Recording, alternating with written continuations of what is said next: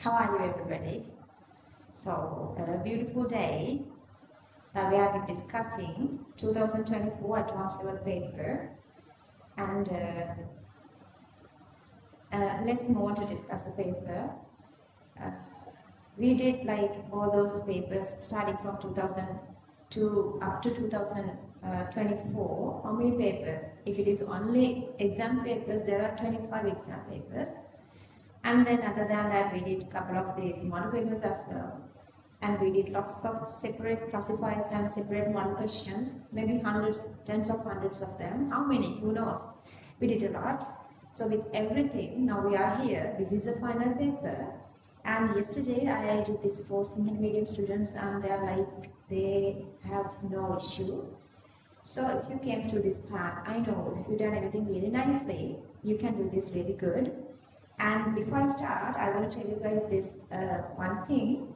I'm doing this for students who are into this, who are in this battle, who want to win this.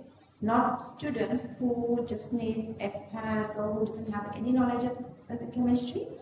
For any students who doesn't have that, like, the proper knowledge about chemistry, you cannot understand questions and you cannot understand answers. First, you have to go through the theory nicely. Okay, so this is for students who already go through the theory and who need little explanations about these questions. So I'm not going to go through the deeper explanations for any of these questions. If I feel like question is easy, I'm just only giving the answer number. And the other thing is, like, when you are going through this path, it is not wasting your time, because I'm usually finishing all this 50 MCQs and all the structured essay and all the essay within 2 hours time. That actually is depending on that actually I've done with upon request of students, because they said they want only the marking scheme. Then I said, other than marking scheme, there are some small special points that they emphasizing they're supposed to know. So you guys have to listen this. But if you guys need the marking scheme, you can just request, or they are everywhere in this the websites, different websites in the internet, so you can search them as well. Okay, directly moving to 2024 paper. So you guys have to do the paper ahead of time. You should know questions, and you should try the questions. You should try to solve the questions ahead of time. Otherwise, you would feel little uneasy if you don't know anything, because I'm not going to give you guys time here to read the question and understand the question. Anyway, yeah, we had a very beautiful life. We did everything very nicely. And always, when you're getting closer to exam, I am just giving you guys this message. One single thing: never ever give up. Never ever give up. Okay. So I made 2 other recordings. One with how you prepare for these final days, and one with the timetable for you guys. Just go through those 2 as well, which I did in Sinhala. Remember this little thingy, we are people who never ever give up. Okay? So, if we are going with this answers, MCQ answers, question number 1, answer 5, 2, answer 2, 3, answer 4, 4, answer 4, 5, answer 2, 6, answer 4, 7, answer 5, 8, answer 3, 9, answer 3, 10, answer 5, 11, answer 3, 12, answer 2, 13, answer 3, 14, answer 1, 15, answer 3, 16, answer 2, 17, answer 4, 18, there are 2 answers, 2 and 5, 2 and 5, 19, answer 5, 20, answer 2.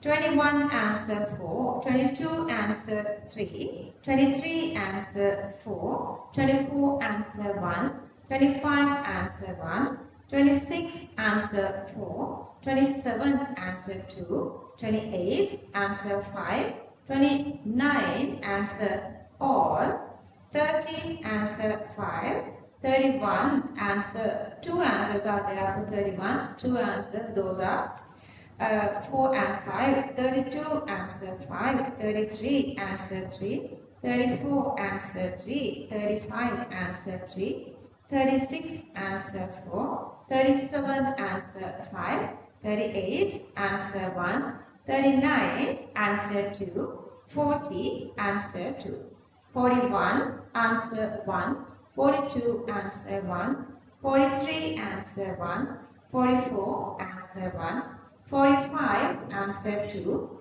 46 answer 3, 47 answer 4, 48 answer 3, 49 answer 1, 50 answer 1.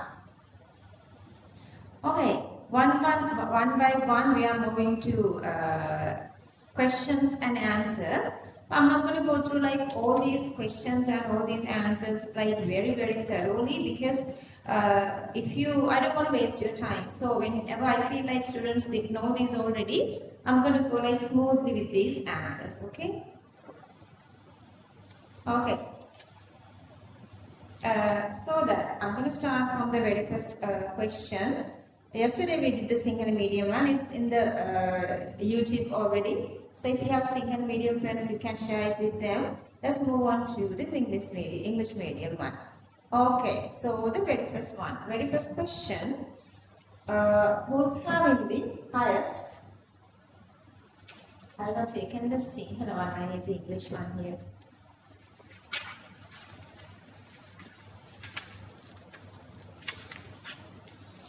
Okay, which of the following chemical species is expected to have the highest boiling point? Okay, so when we are talking about the boiling points, you have to think about what kind of compounds they were given. So they were given here the covalent compounds. It's ionic, it's different. If it is metallic, it's different, but they were given covalent compounds. So depending on the intermolecular interactions, if you analyze these molecules, whether they are polar or non-polar, so almost all of them are non-polar. If they are non-polar, they are having the London forces, then we're going to think about the molar mass. If you analyze everything, like polar, non-polar, if you analyze everything, but still you have this non-polar one with the same sort of molar mass, and the highest molar mass is for carbon monoxide. So they have the dipole-dipole interaction, which is greater than London forces if the molar mass doesn't matter. Question number 1, answer 1. Question number 1, answer 1. Question number 2, they are asking both Aufbau and Hund's rule. Aufbau, you have to satisfy this 1:2, 2:2, 3:3, 3:2, 3:6. Okay, so that we have that order, to fill in that order. Okay, so the very first one, and then the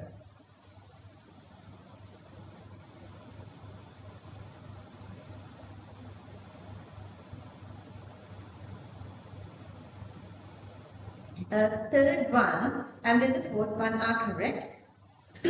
Then the control main first singly filled, spinning supposed to be parallel, and then when they are pairing, they're supposed to go with anti-parallel. But if you go with this one, see, this one, first here, this is not filling. Okay, 2 and 5 both are not filling here.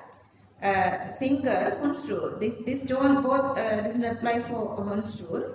And this is again, this pairing is incorrect. This pairing incorrect because you have to first singly parallel spinning and then go with anti-parallel spinning. So both doesn't apply for this. So that question number 2, answer 2.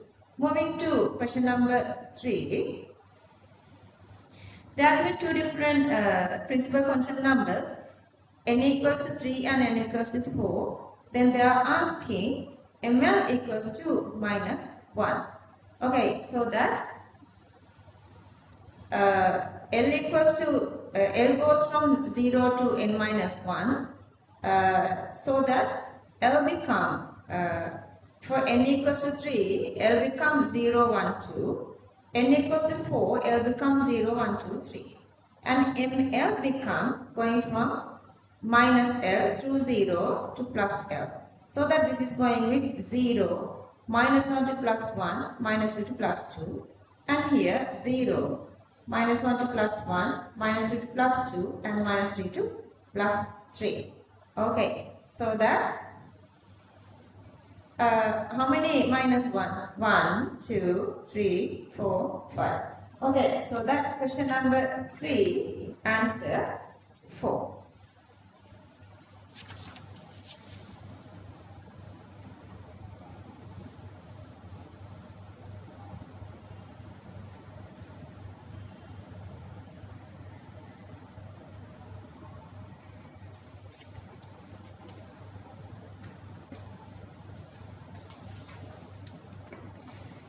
Question number 4.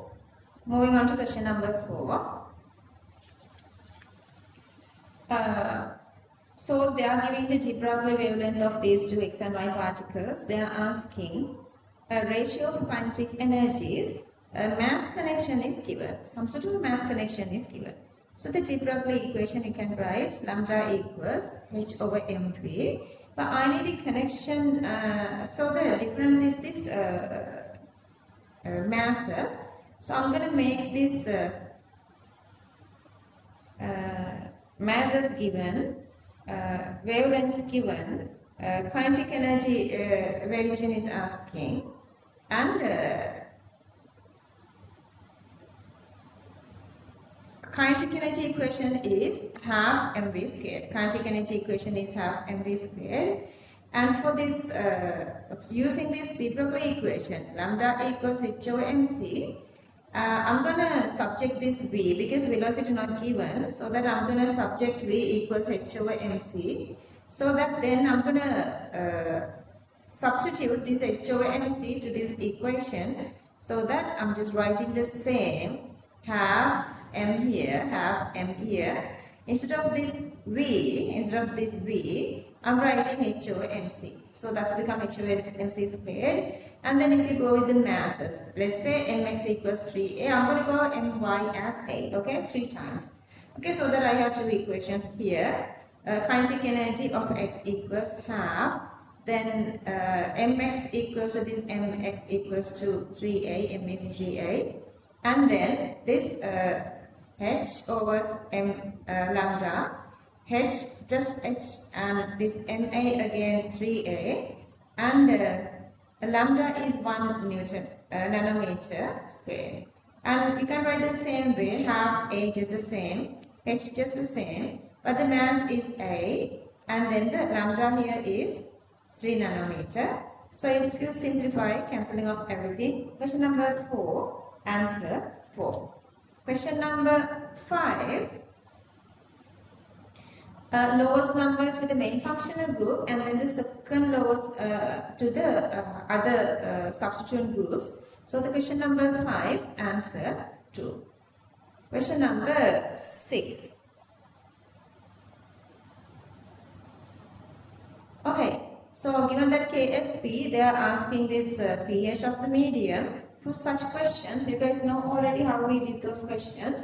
You can get this mentally. If it is MOH twice, then the solubility is always 4, let's say the solubility is X, then the solubility becomes 4x to the power 3. Because you have 3 ions here, 2 of them hydroxides, you know everything. Memorize. Okay, so then you are equalizing that to KSP, simplify, you can cancel out 4 to 4, then you can get X, but then OH minus, you have 2 OH minus, that is 2X, then get the OH minus concentration, get the minus log 10, and when you are still doing this simplification, just keep this like this, you can just keep this like this, or otherwise get the log 10 to here. And then one thing I'm just going to keep that because I don't want to simplify because it is coming back here again. Then 4 minus 0.3010, I'm just going to leave it as it is. Then 14 minus again 4 minus 0.3010, 14 minus 4, and plus this.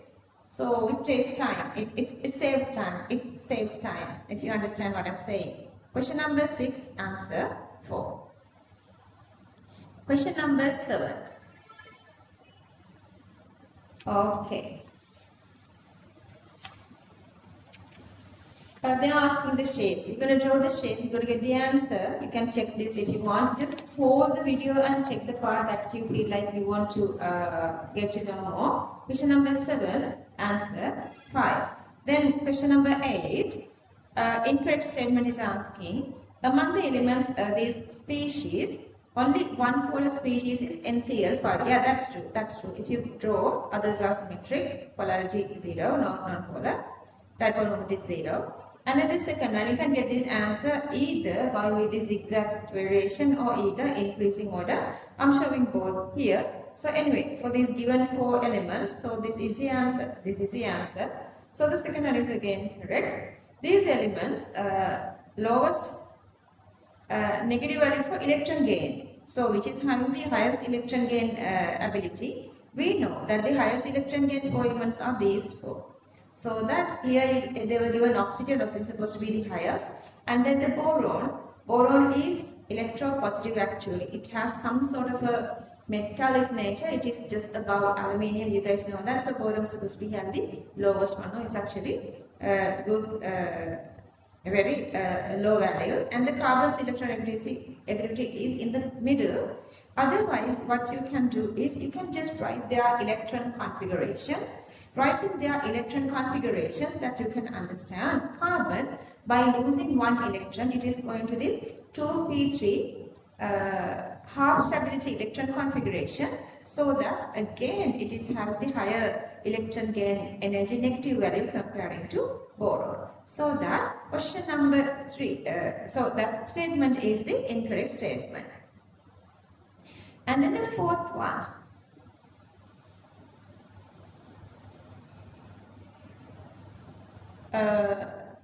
among the chemical species have the same shape. That's true, that's true. They both having the trigonal planar same shape. Number 5, largest difference in size between sodium and beryllium. Yeah, so sodium and magnesium in the below period, below period. So they're supposed to have the higher size. And then lithium and beryllium in the above period. So they're supposed to have the smaller size. That is one thingy. And then again, if those are isoelectronic, you guys know that when it is higher positive one is having a smaller size. So the fifth one is also correct. So that question number 8, answer 3. Moving to question number 9. This is like, you know, that they are maintaining this pattern now for a couple of years. So they are not directly asking you guys, given these compounds, they are not directly asking you guys the increasing or decreasing order of boiling point. This is again, we did this kind of a question earlier. Again, you're going to go with their intermolecular interactions. All these are organic compounds, so they have covalent bonding. So the intermolecular interactions are these any sort of van der Waals interactions. So just consider whether they are having molar masses different, or they are having polarity, non-polarity, London forces, or any other so on, and then go with these molar masses if they are London forces, if they are functional groups are same, so a lot of things they are to determine. So very easy question. So if you go with that, like, you know, this is linear and this has a branch, and this is having this dipole-dipole interaction, and also these three are having hydrogen bonding. Then again, this is linear and this is branch, so on. So with everything, just analyze. So this is the order. This is the order. Question number 9, answer 3. Question number 9, answer 3. Oops, single one. Question number 9, answer 3. What is the English one? Okay. Question number 9, answer 3. Question number 10, actually, I'm not going to go through this question continuously. I'm just going to discuss with the answer with you guys, because at a given temperature, when the temperature is constant, catalysts increase the rate of reaction, providing a near path for the reaction. You're supposed to remember which has a lower kinetic energy. So other all are not possible, but collisions increasing is possible because they decrease the activation energy. So we can say the effective potentials may be increasing because of that. But as long as you guys know the temperature is constant, kinetic energy is constant. So we cannot get that is an exact answer. Question number 10, answer 5. Moving to question number 11. Okay, so they were given these 3 reactants and 2 products. Then you guys know how to make this equation and then you can balance it. They given reactants and products. Okay, so then they are asking how much of ferric hydroxide is possible to... Is it ferric hydroxide? Yeah, how much of ferric hydroxide is possible to make? Mass is asking. For that, we should know what is the limiting factor. To find the limiting factor, we are playing with number of moles. So divide each of these by molar masses. So you can get number of moles. So you are getting number of moles here. Now we should think about what's supposed to be the limiting factor. Obviously, you guys can see like this is 1:3:3. If you multiply this by 3, that's supposed to be 1.8. And we have 2 here, 1.5 here, that's not enough. So actually water is the limiting factor here. So you can just try first you can try this one, you can try this one. And then you would feel like it's not happening. So you can write 1.5, see the 1.5 and coming back. And then yeah, you can understand 1:1 ratio, you need ammonia 1.5.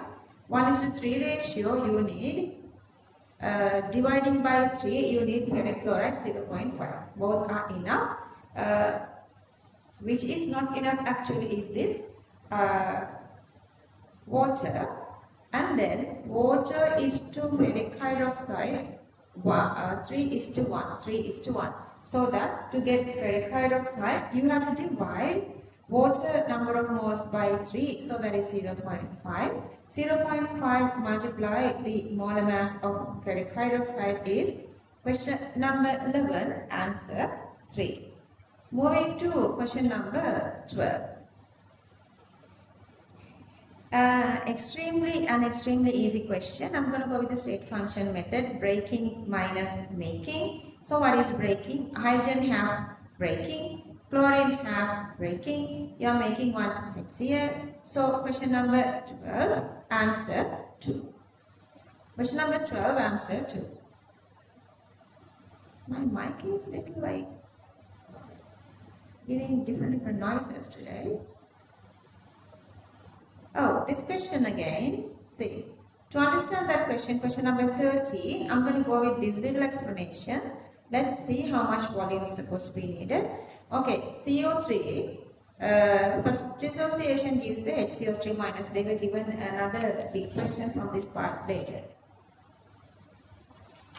That's why I'm saying, don't get scared that once you go home to read back this MCQ paper, go home, read the MCQ paper, try to understand the parts that you were not understanding, and try to understand that those, if they're given to the second paper, now you have the memory, now you have the knowledge.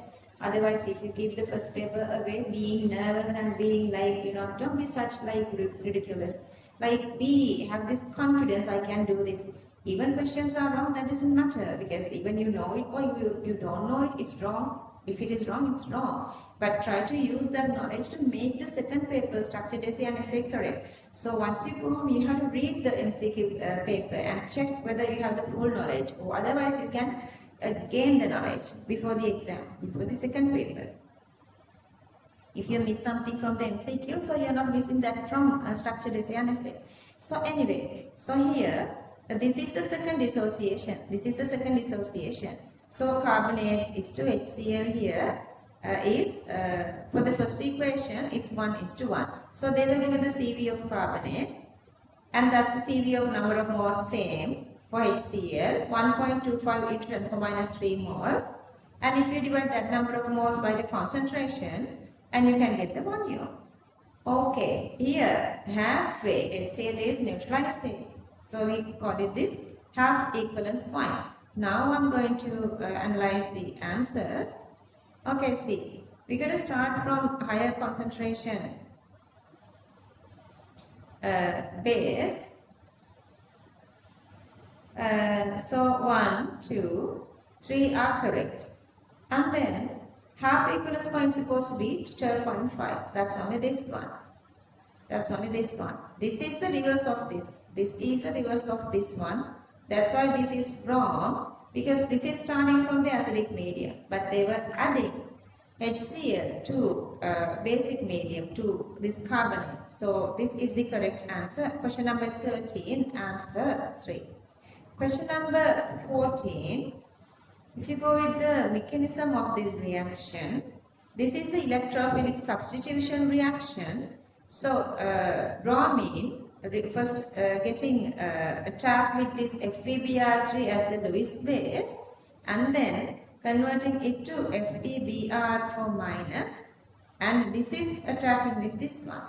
And what happened here actually is, so this double bond is dragging towards this direction, FeBr gets there. Make sure that we are writing the negative charge on negative element, positive charge on positive element. And then again, when you are writing here, you have to make it like negative charge is supposed to be come onto this iron, not onto bromine. And then to re-establish this aromaticity, re-establishing the aromaticity, FeBr4 minus is getting this hydrogen, so that since CHO is having this meta-directivity to the meta position, bromine is joined.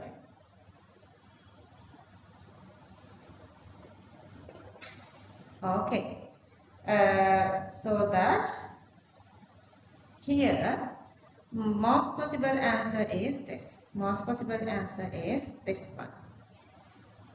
Okay, so the O, the para wrong, plus charge on carbon wrong, plus charge on this carbon wrong. Only possibility is number 1. Question number 15. I'm not going to go through this one. Just write the equation. Just write the equation. See the stoichiometric ratios. They are asking permanganate to H2O2 to H plus. So it's supposed to be 2 is to 5 is to 6. It's not 2 is to 6 is to 5. Some students getting this one here correct. They are trying to find it from here. But remember, MnO4 minus is to H2O2 is to H plus. Question number 15, answer 3. Question number 16, an extremely easy question. Did you guys find any question harder here? No, not one single question. Okay, moving to question number 16. They say it's first order. See the most important parts here. They say it's first order, that is one of the data. And then again, they are given this reaction happens, half-life is 20 seconds. Half-life is 20 seconds. Okay, then half-life is 20 seconds mean what? First order half-life is constant, it's not changing. So, whatever the temperature, the pressure, whatever, the initial pressure is 100 kilopascal. When they increase the pressure, what happened? First order half-life is constant, so that T half independent of concentration or the pressure, so it's still 20 seconds, it's not changing. Question number 16, answer 2. Question number 17. How easy? So separately they are giving the formation of liquid water, formation of gaseous water, and then they are asking the operation liquid to gas. How easy these questions? This paper is for students who work well, it's very easy. Question number 17, answer 4. Moving to question number 18, they are asking, they are saying the reaction is spontaneous. If the reaction is spontaneous, you guys know delta G is 0. Delta G is 0. That is my number that is given. And otherwise, lowering the temperature, delta H is negative, positive. So hanging here. Okay, so here the delta G is negative because it's spontaneous. They said it's spontaneous. And then another point, lowering the temperature means the delta H is positive. So that to be this negative, this is supposed to be what? This is supposed to be positive. Then only minus T delta become negative. Then only this can become negative. So I'm not explaining why they were taken both. This is negative. This is negative, and lowering the temperature. Question number 18, they were taken two answers. Fifth one is the easy one to explain. Question number 18, answer 2 or 5. Question number 19, again, I'm not going to go through to review the other four because no point. Answer is the fifth one. Remember, this is a methylamine plus water, methyl ammonium plus hydroxide ions. Here, this with the lone pair on this lone pair on this nitrogen, this is acting as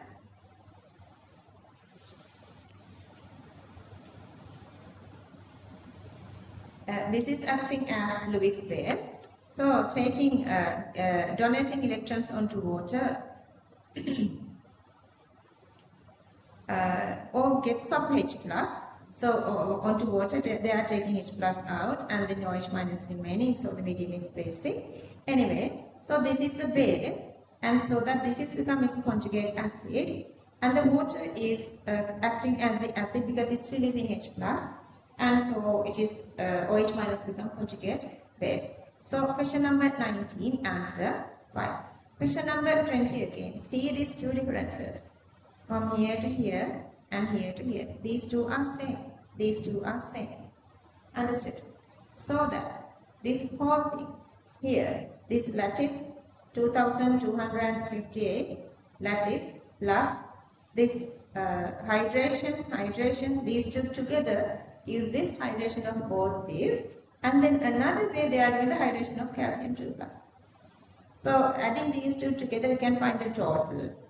Out of that total, if you subtract this part, so the remaining become the hydration of Cl minus, hydration of Cl minus. So that question number 20, answer 2. Question number 21, hydrogen, palladium, barium sulfate, phenolene. This is a mild reduction. Earlier you could write Lindler H2, but you cannot do that. Now you have to write all these instead of Lindler, right? And then adding HBr with peroxide, that is the antimarconic one. Question number 21, answer 4. Question number 22, let's again see how easy these questions are. But be always vigilant. Chemistry is very tricky subject. You need this 100% logical thinking. Okay, but this question is extremely easier because they are saying the first step is the slow step, rate determining step. So we are writing the rate expression for that. If you write the rate expression, it comes like this. It comes like this. And if you then check the ClO minus, yeah, it is a reactant, so that's correct. So that is our correct rate law. Question number 22, answer 3. Question number 23. Okay. Color precipitate with 2,4-DNP, carbonyl or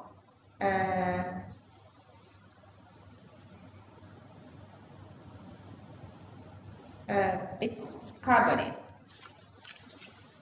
It's supposed to have this carbonyl, and then precipitate with ammonium silver nitrate.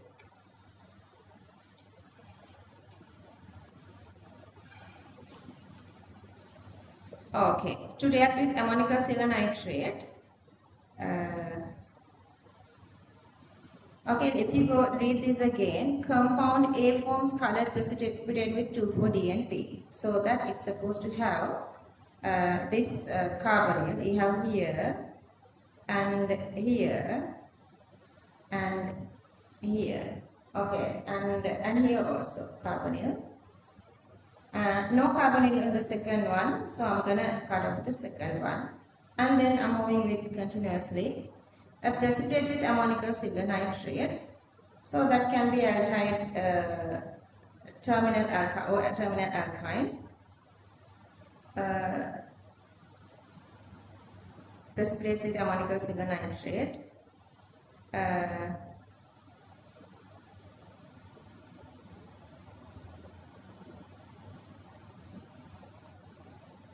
Here, ammonium silver nitrate precipitation is this one, and also with the same this one, and also this CHO is making the precipitate, but I feel like they were taken this precipitate as this white precipitate, not this silver precipitate. Okay, they were not taking the silver mirror, they are just saying this precipitation. So it's a little problematic, this one. It's a little problematic, this one. Reacts with the acidified dichromate to give compound B.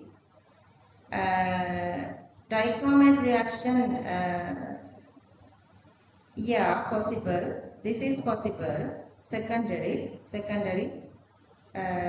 This is also possible, and this is also possible. Yeah, still all four answers are sort of okay. B does not dissolve in aqueous sodium carbonate.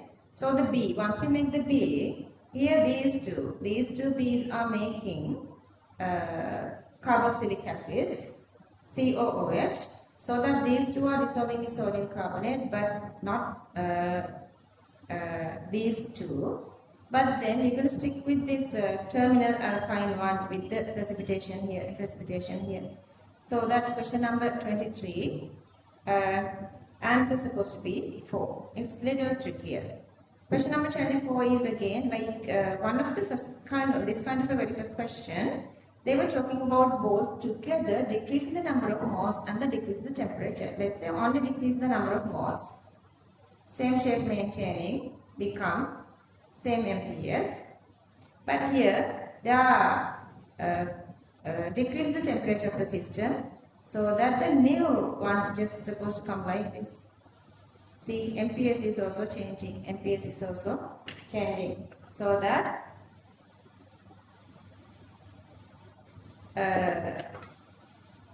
new graph supposed to go like this. So shifting to left and decreasing. Question number 24, answer 1. Question number 25, remember the magic box for electrochemistry. Just draw this one whenever you see these two electrodes here. More negative one is the anode, less negative one or the positive one is the cathode. And then again, they were given a question like that again. So from anode to cathode, electrons are moving. Cathode to anode, current is moving. If you have this little magic box, taking all the answers are extremely easier. So that you know what is the anode and what is the cathode, then you can calculate the anode value. And you can write these two equations separately, anode and cathode equation. And number of electrons are here 1, so you have to multiply that by 2. So that stick to the answers. Question number 21, answer 25, answer 1. 25, answer 1. Question number 26 again. Again, I'm going to omit these other answers. Anyway, always they are asking amount of this NO, and the best possibility is number of molecules here 9 and here the number of molecules 10. So that you have to increase the pressure. Sorry, you have to decrease the pressure. And since this is exothermic, you have to decrease the temperature. Okay, so that low pressure, low temperature. Question number 26, answer 4. Question number 27. Easy peasy lemon squeezy these questions. Guys, don't say that you don't understand these answers. Okay, so moving to question number 27. 30% ammonia, density given and volume also given. They are asking, you are reacting with H2SO4 and how much ammonium sulfate can be produced with this. Okay, 1 cubic centimeter, and see the stoichiometric ratio is 2:1. I have written here the molar masses of ammonia and ammonium sulfate, and 1 cubic centimeter has 0.85. That is the meaning of density. So that we have to get. I'm going to try to get the concentration of this ammonium solution. So 1000 cubic centimeter of 1 cubic decimeter is having 850 grams. Then Out of that 850, only 30% is ammonia mass. So this total is the mass then. That mass is supposed to divide by the molar mass to get the number of moles. And that number of moles is in 1 cubic decimeter. So that is the concentration. Ammonia concentration is this. But they were taken only 400 of that. So inside the 400, 15 into 400, that is 6 moles. And C, the stoichiometric ratio is 2:1. So 6:3. So for 6 divided by 2, that's supposed to be 3. Multiply with the molar mass of ammonium sulfate. Question number 27, answer 2. Remember I told you guys I'm not going to go through explaining this question because question you're supposed to read first before you start this reviewing. And question number 28, again. Major product of this reaction, they are adding PCl5. So the reaction type is nucleophilic substitution. You guys know these secondary alcohols, carboxylic acids are going through SL reactions. But this part is the phenol part. This is the phenol part. This is not undergo phenol reactions because electronegativity of this benzene carbon which is joined into OH is greater, more electronegative. This is like to give OH minus away. And this is the second thing, this lone pair of oxygen delocalizing within the benzene ring so that it is getting this double bonded nature between the CO1. So that's not possible. So that question number 28, answer 5. Question number 29. Okay, inside this mixture, you have this calcium carbonate and potassium carbonate. And I'm going to get number of moles of calcium carbonate X, number of moles of potassium carbonate as 2X. So they are giving the ratio is 2:1. And the initial mass is 1 gram. So they are adding excess HCl to this, that is 0.3 into 25. Then the remaining HCl is titrated with 0.1 m 15 sodium hydroxide. So the total sodium hydroxide is 0.1 into 15 into 10 power minus 3, that is 1.5 into 10 power minus 3. Sodium hydroxide HCl 1:1. So that the remaining HCl is still the same, 1.5 into 10 power minus 3. Total HCl you can get from 0.3 into 25, 0.3 into 25. And then the answer is 7.5 into 10 power minus 3. And the remaining HCl is 1.5 into 10 power minus 5. Then the difference between total and initial, total and remaining is the reactor, that is 6 into 10 power minus 3 moles. And see, I'm going to go back to these two equations. We are balancing these two equations. Remember I told you already here x is to 2x. And then the HCl is supposed to be x is to 2x, 2x is to 4x. Altogether HCl is supposed to be 6x. So that the 6x is equivalent to 6 into 10 power minus 3. Simply mean x is 1 into 10 power minus 3. But so they are asking calcium carbonate. So the calcium carbonate here is 2x.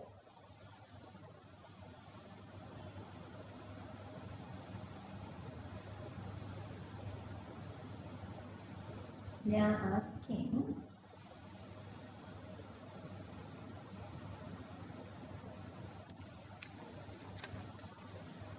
this is supposed to be 2x, okay? This is supposed to be x. Okay, so the calcium carbonate is 2x. So that you have to multiply this x value by 2, that is 2 into 10 power minus 3. And you need to multiply that with the molar mass of calcium carbonate, that actually is 100. So that question number 29, answer is 3. But they will take an answer as all. They will take an answer as all.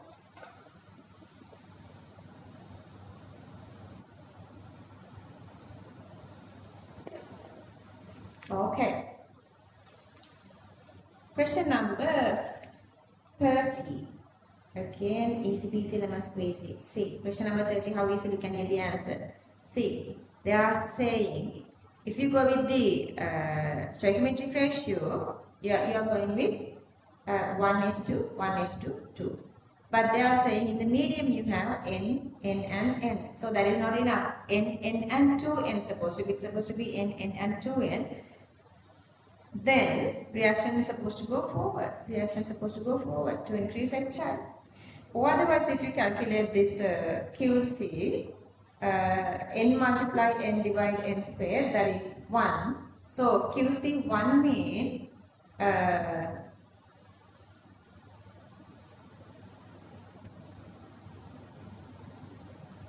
KC is 50 here, KC is 50 here, so QC is less. So to increase QC, reaction is supposed to go to forward. Reaction is supposed to go to forward. So question number 30, more HI will be produced because QC is less than KC.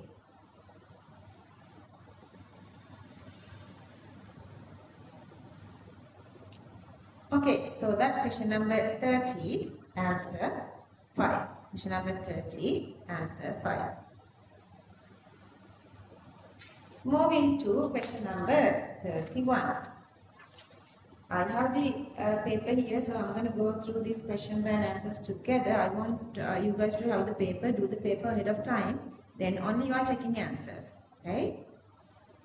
I know there is a big issue with English medium classes in Sri Lanka. That's why I decided to go publish these recordings to everybody who can use this. So use it wisely, okay? Otherwise, if you didn't do these questions and if you try to understand this, you never can do that. You never can do that.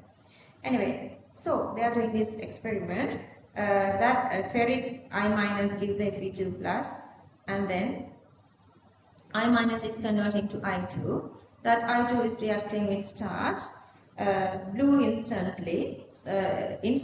Blue color comes very instantly. So to delay the blue color, we are adding thiosulfate. That is the reaction that we used to find this order of these reactants. We did under chemical kinetics. The time taken to react, a constant amount of thiosulfate is measured. Yeah, that is what we are measuring. That time depending on the reaction rate, depending on how much I2 is producing. The concentration of thiosulfate must be much higher than the concentration of I minus. No, I minus we are always adding in excess. Thiosulfate cannot be used in experiment determine. No, we are using the thiosulfate. We are using the thiosulfate. The concentration of thiosulfate must be much smaller than the. It's supposed to be smaller. Because we are measuring this blue color, we indicate the blue color once the thiosulfate is finished. So if we add more thiosulfate, it takes more time to finish all the thiosulfate. Sometimes we will not be able to get this I2 if the I2 or the Ki is very lower. So that's possible. But very much smaller is, I guess there's this little issue with that. If you are taking this statement correct, then answer is 4. And let's say if this statement is incorrect, then only A correct, then answer is 5. Because much smaller is not matching here. Question number 32. Which of the following statements is true regarding the reactions of 2-brom-2-methylpropane? Okay, see here. You have bromine here, and through this nucleophilic substitution, you can add OH minus here with sodium hydroxide. So the reaction is nucleophilic addition. OH minus is the nucleophile. So that's wrong. The carbocation is wrong. Yeah, carbocation. This is the carbocation. Carbocation is possible, tertiary carbocation. Major product is, this is a major product. This is a major product. That's again true. And also it can produce, like let's say even in the alcoholic medium, now you have this any alcohol here. In alcoholic medium, if you have add sodium hydroxide or potassium hydroxide, they can go through these elimination reactions. So that making this also possible. Making this also possible. So that question number 32, A, B, C correct. Answer 5. Question number 33. Correct statements. Okay, hydrogen is supposed to get rid of this CH3. So they're supposed to make CH4. It is not showing here. This is again this CH3 or this OH is also, this hydrogen also supposed to join with Grignard. It's not showing here, so it will be both incorrect. CD are possible. CD are very possible. Question number 33. CD correct, answer 3. CD correct, answer 3. Question number 34. Which of the following statements are true with regarding S and P block elements and their compounds? Beryllium reacts with hydrogen. The problem is it's not ionic. Beryllium hydride is covalent, so A is incorrect. Not the magnesium S block, beryllium. Beryllium has the highest electronegativity. Out of these three, they all have redox nature. They all have the redox nature. And then the sodium and barium, yeah, they both. Remember, sodium and below elements are making peroxide, potassium below elements making superoxides, and barium also making peroxides. So that's again true. Remember those aspects as well. Question number 34. CD correct, answer 3. CD correct, answer 3. Okay, so last week I finished Unit 4 for 2027 students. Yeah, I'm going steadily. Because I want more time for questions. So I try to finish the syllabus within a shorter time of period. So we did this carbon dioxide triple phase diagram for them. So they have this knowledge actually now. And then they say, hang in, I need to go to the English medium one. Okay. They say at room condition, this is going through the sublimation. Gas, solid to gas, not solid to liquid. What is the reason? Because triple point value is 5.11. So that in this line, you have only the connection between solid and gas. So that you have the equilibrium between gas and solid here. That is the reason. And again, they are asking a couple of these other information. Temperature of the triple point is minus 57. Critical temperature is 31. This is minus 57. So this critical temperature is greater. A incorrect. Critical temperature is higher than 25. The temperature of the critical point is higher than 25.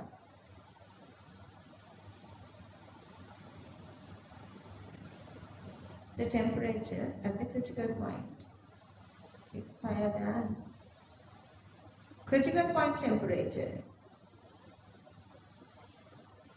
What do I missing here? Question number 35.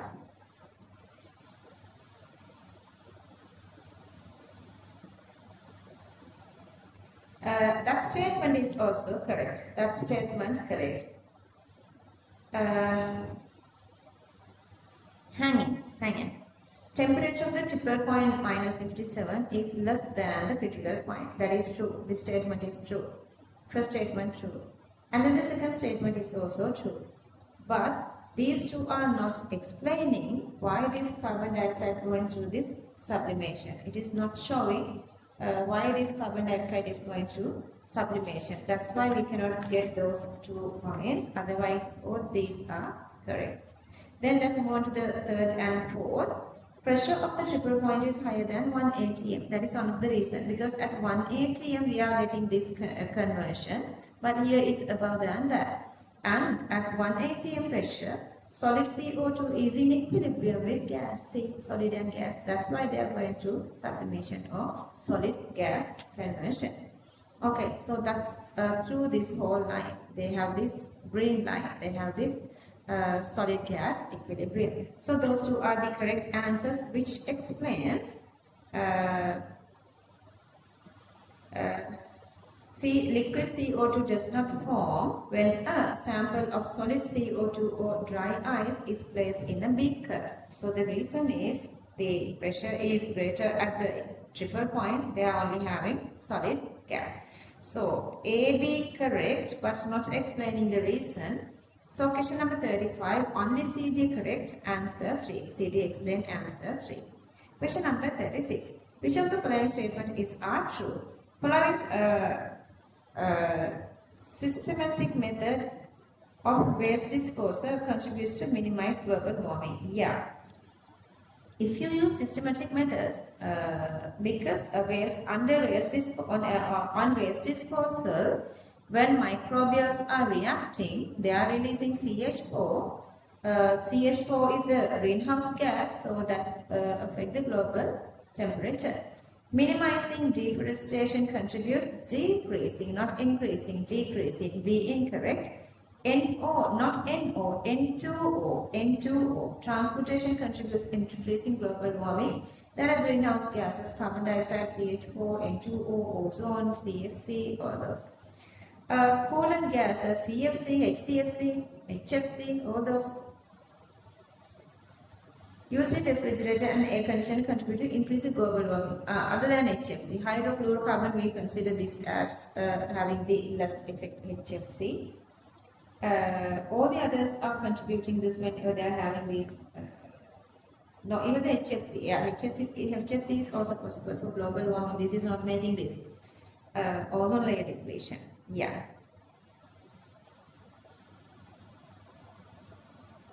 Okay. Question number 36, AD correct, answer 4. Moving to question number 37, which of the following statements are true regarding to the function of ozone layer in the stratosphere?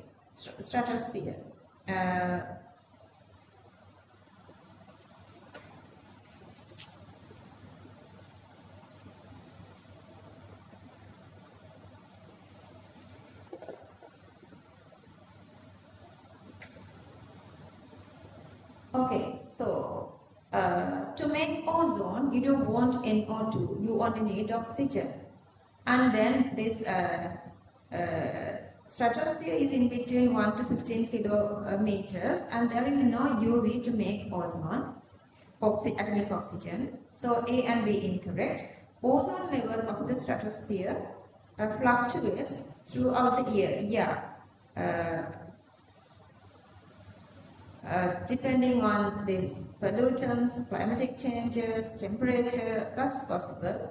Not the infrared, high energy UV is supposed to make this. Here we are writing H near, but here we consider UV here, okay? UV here.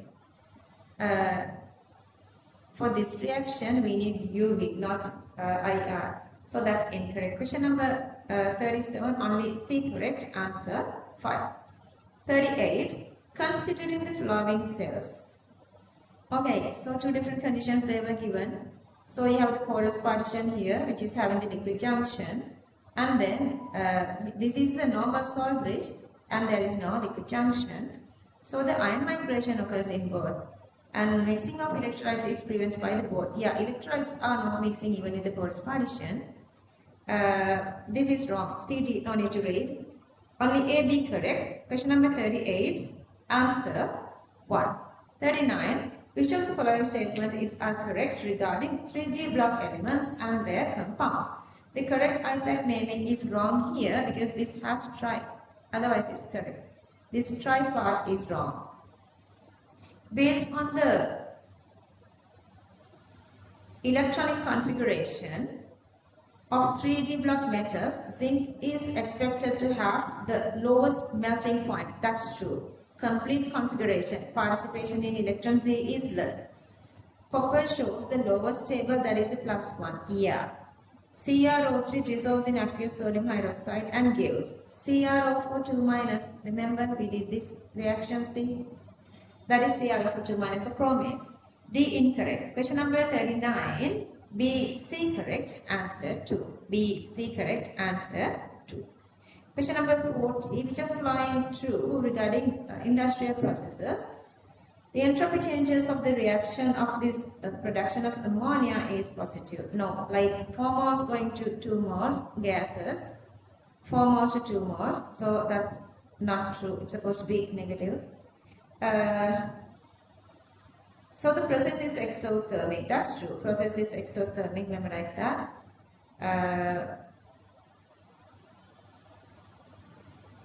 So they are saying production of TiO2 releasing CO2. That's true because one of the initial process is to get titanium oxide.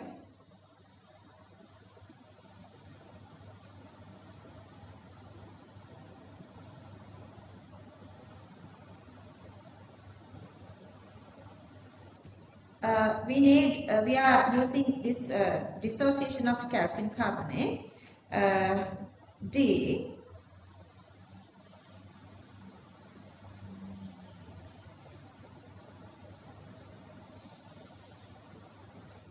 Moving on to D, the reaction of SO2 with O2 gives SO3 in contact process producing sulfur. That's exothermic. All these acidic reactions are exothermic, not endothermic. That's wrong. Question number 40, B, C correct, answer 2. 40, B, C correct, answer 2. Moving to question number 41, metallic bonding in group 1 elements is weaker than, they are asking the metallic bond strength. Number of electrons is high and the radius is lower, so the group 2 metallic strength is greater. So explanation is coming under the second statement, that is really true. Question number 41, answer 1. And then here in question number 42, the very first one they say this has easy isomerism. They have easy isomerism. So the geometric isomerism, diastereomerism. So that's true. So that's you can accept, that's diastereomerism.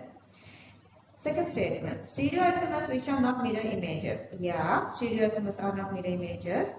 Only the hydrocarbon compounds are mirror images. Okay. Stereoisomers which are not mirror images of each other are diastereomers. That's why they are showing this geometric isomerism. Since they are having the geometric isomerism, we are identifying these with this diastereomerism property. So it explains the answer, the first statement. Question number 42, answer 1. Question number 43. When a few drops of diluted mineral acid is adding to this weak base and it's sort of strong acid, so that is a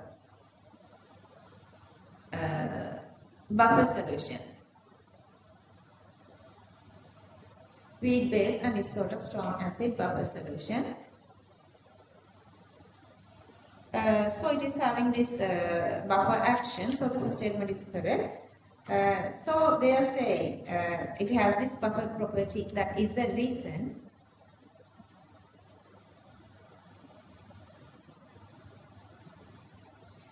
it explains by keeping this pH constant. Question number 43, answer 1. Question number 44. Aqueous solution of nickel 2 plus copper and zinc, when individually treated with excess ammonium hydroxide, do not have permanent precipitate. Why? They are making complexes. And the second statement saying they make complexes. That's true. That is the reason. They are making complexes. So initially they are making hydroxide precipitates and then complexes. Question number 44, answer 1. Question number 45. Benzene reacts with electrophilic reagents to give substitution products and not addition products. Usually that does. Usually benzene does that. The reason is when they are doing the addition reactions, they permanently break their aromaticity. So that is the reason. The carbocation are making this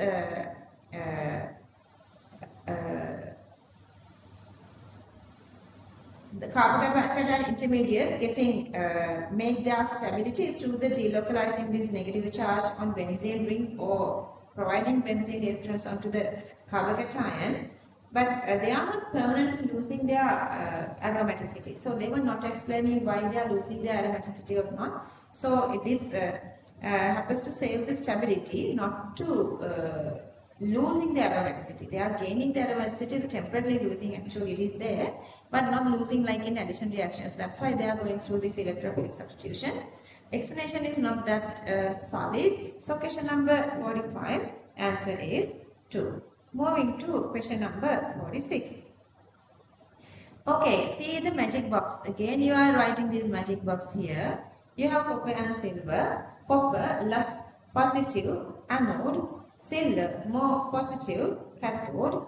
So the electron copper is the anode's oxidation, silver is the red cat reduction, and the electron is passing from anode to cathode, copper to silver. Current is going through cathode to anode, that is to silver to copper. So the first statement is correct. And the second statement, they say copper is the cathode. That's wrong. Copper is the anode. 46, answer 3. Question number 47. Nitrogen can act both oxidizing, reducing, because it's in the middle of this oxidation number. It can go from -3 to +5. It's 0. And yeah, this is possible. Lithium nitrogen together gives the lithium nitride, and that lithium nitride, if you add water, release ammonia. That's true. Second statement correct. 47, answer 4. 48.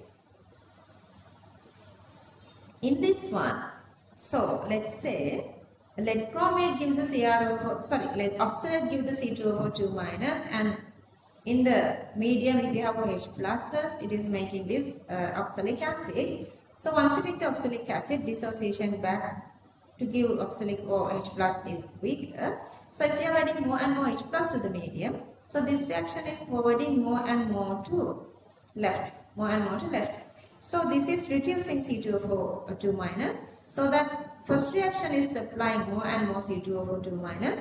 So that for that, let's suppose we did oxalate is supposed to be dissolving. So the first statement is correct. Second statement, conjugate acid base. Remember always the difference is supposed to be one hydrogen. Difference supposed to be one hydrogen. So the question number 48, first statement correct, second statement incorrect. So that answer is 3. Question number 49, amount of carbon monoxide gas produced by the reaction of coke and O2 gas in a blast furnace increases with increasing temperature. Yeah, okay, so the this reaction, production of carbon monoxide, this reaction is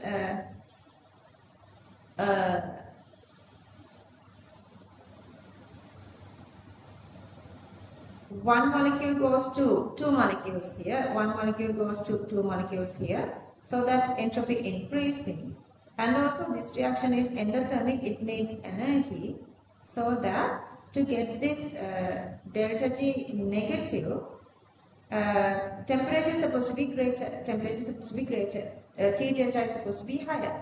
So that first statement is increasing temperature, it's true. The reaction between coke and O2 gas, which produce CO as a positive entropy, explains. That is why temperature is supposed to be greater. 49, answer 1. 49, answer 1.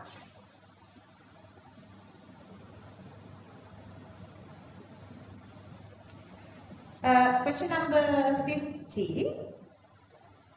Thermoset polymers cannot soften. Yeah, that is the meaning of thermoset, like bakelite, urea formaldehyde. Thermoset polymers have a molecular structure. They have this 3D arrangement. That's how you can break them. So that explains. Question number 50, answer 1. See how easy these questions are. When I'm explaining, don't say that they were done chemistry so long that maybe she's having a PhD. That's why she knows everything about chemistry. It's not like that. Okay, my students who are coming to my classes very regularly, and yesterday I did this for Sinhala medium, and they said they have no issues. That's because one step at a time, but you had 2.5 years. All of you are having 2.5 years, one step at a time. Just think how much time you have, how much workload you can finish. Okay, so that's how you are reaching here. Sometimes I'm giving my students to explain these papers. They explain exactly like I do, but with better explanation, because I want to save timing for you guys. That's why I'm using less timing to explain this. Anyway, so we are moving to structured essay and essay.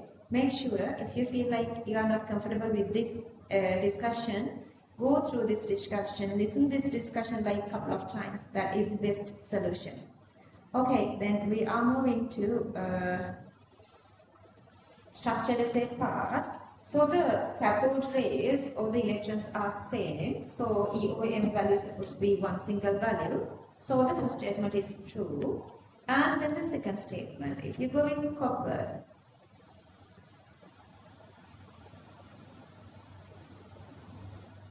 if you go with copper, N1, 2, 2, 3, 3, 4 and 3 again here. And then L values become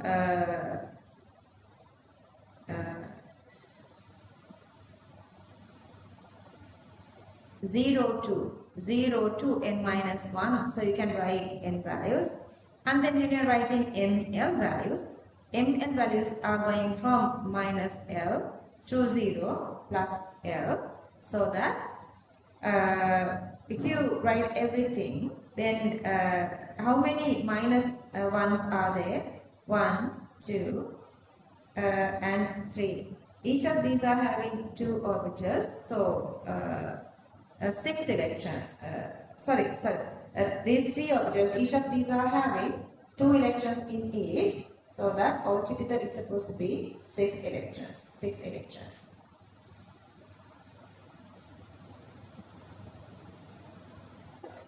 Okay, so that statement is again true. Third one. This has a trigonal pyramidal or pyramidal shape, so third one is incorrect. Then the fourth one, first ionization, either way you can go with whatever the way, like drawing this zigzag or increasing order. So that's incorrect. Incorrect. Real order is supposed to be sulfur, chlorine, fluorine. That's correct. So that's correct. Lowest ionization energy is sulfur. That's correct. Fourth one is correct. I would show answers again once we done this explanation. And this one, when you are going this kind of a thing, they can give like, you know, the different elements. But what you can do is you can go with the positions actually. If you go with the sizes, I have written the sizes here. They were given the sizes in your resource book, so you cannot take it less. Don't take it less. Okay, so radius, lithium, potassium, you guys know that already. So that if you go with the polarization power of lithium greater, so lithium is more covalent. Fluorine, chlorine, if you go with fluorine, chlorine, and then polarizability of chlorine is greater. So the chlorine is more covalent. So that lithium chloride is supposed to be more covalent.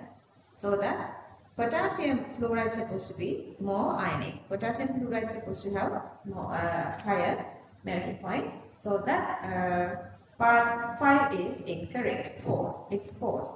Part 6. In nitrous, these NO bonds are equal in length. That's not possible because see, the environment are different. So you cannot go with these resonance structures.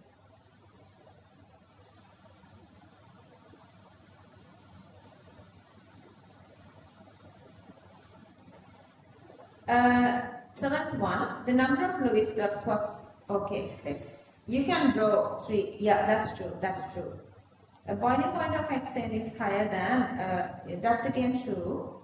Hexane is having the long chain, but monomers is same, but the other one is having branch.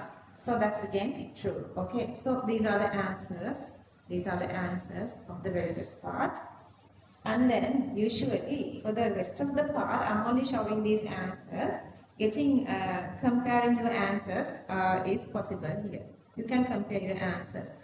Okay, when you draw this one, then I'm just gonna put this, I'm just gonna assign lone pairs onto fluorine first. And then again, you guys can see the molecule doesn't have any charge. So all this oxygen, I'm making them double. I'm making double all the oxygens here. And then count this formal charge. For iodine, there are supposed to be 7 electrons around. So only to iodine, so that I am assigning 1 lone pair here. I'm assigning 1 lone pair here. And they say, if this is wrong, no marks for the next part. And see here, and even they were given like marks for all these. Let me explain. Let's say sulfur is more electronegative than iodine. Then the sulfur is supposed to get +4, iodine is supposed to get +5. Or otherwise, let's say if both electronegativities are same, +5 and +4 and so on. So they were given answers for all these. Usually we go with this way. But we never compared iodine and sulfur. They both have same 2.5.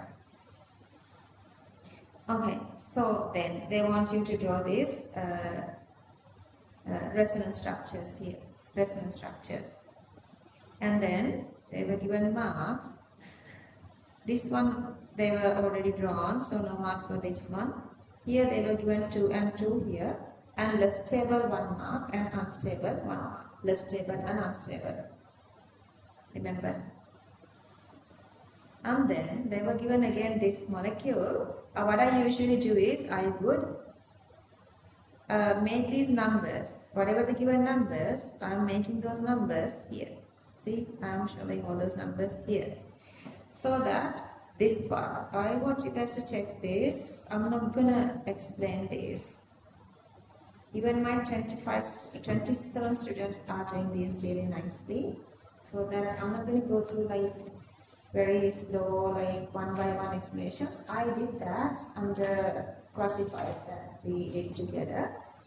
And then again, these two I'm just showing. Earlier they were given marks when you mentioned atomic orbital and hybrid orbital. They were not there in their marking scheme. That's why I didn't write that. Like otherwise, each of these, what is the atomic orbital or hybrid orbital? Hydrogen is always 1s, and the terminal can be either hybrid or non-hybrid. So that for this carbon, you can either write here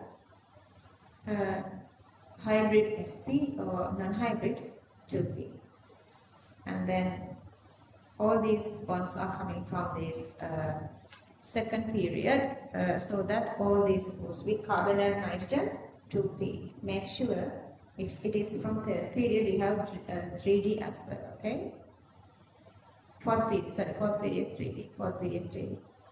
And then when you are writing these angles, make sure what is their electron pair geometry is. If you know the electron pair geometry and having lone pairs, the angle is getting little lower, little closer.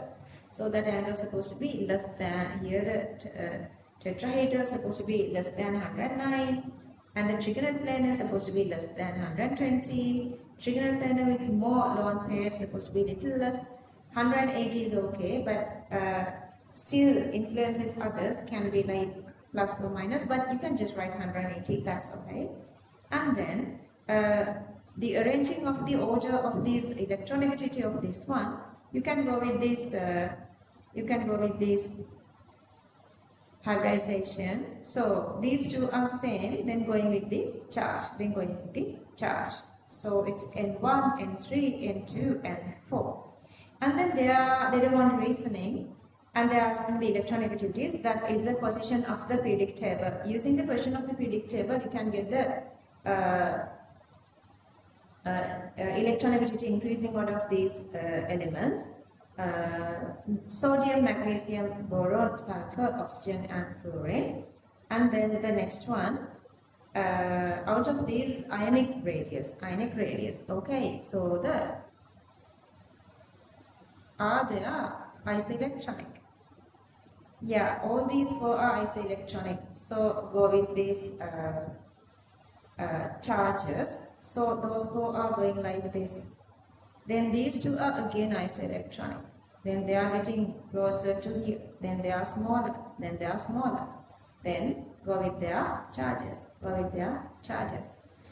Question, okay, part C, part 2, aluminium, magnesium, calcium, potassium, chloride and sulfide. Question number 2. Okay, couple of elements they are giving for you guys to recognize.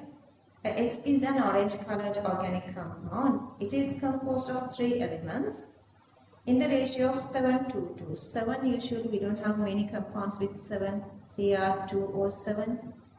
Maybe you get this one just starting from here. Let's see. And always like, these are going with these S block elements like sodium or potassium. Let's see whether we have better hints to get whether this is potassium or not. I'm going to moving on.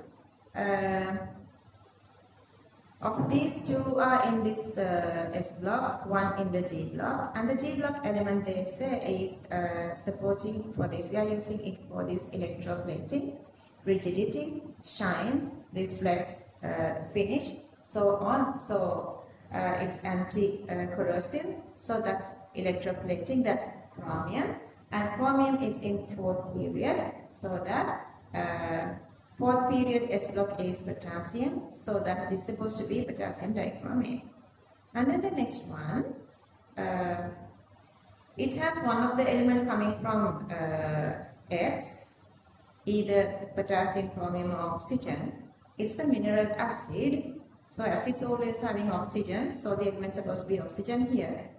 And phosphate fertilizer, they are using this to produce phosphate fertilizer. You can go with phosphoric and sulfuric, but still 1:2:4, that's definitely sulfuric.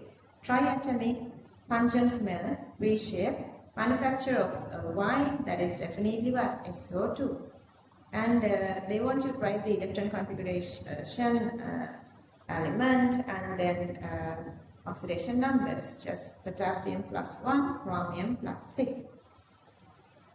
Sulfuric production method is the contact process. See, they are adding more and more parts to structure they say now.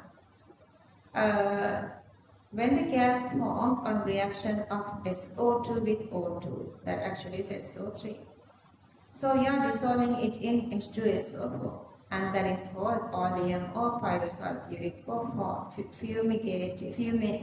fuming sulfuric acid, H2H2O7. And they want to write the equation between dichromate and SO2. Memorize this. Don't ever try that you're going to do this at exam time. Time is passing like bullets in exams, so everything as possible, as much as possible, memorize before the exam. Okay, this is extremely easier.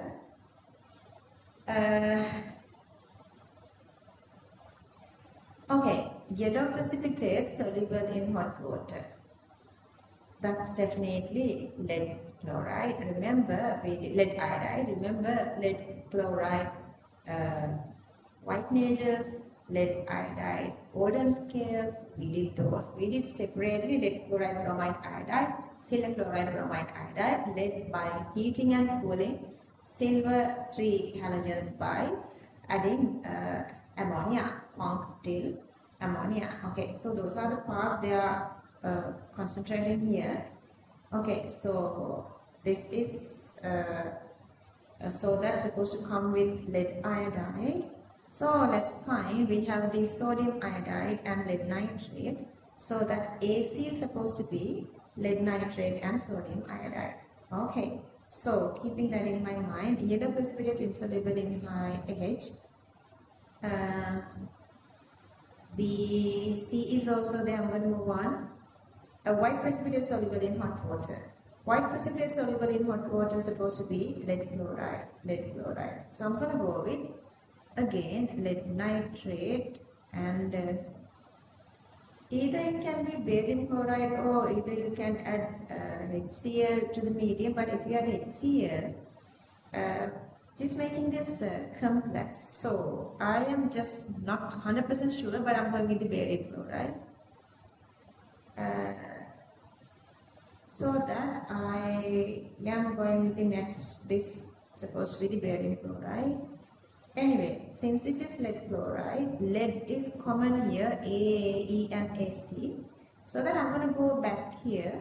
So A is supposed to be then lead nitrate, and then the C is supposed to be sodium iodide.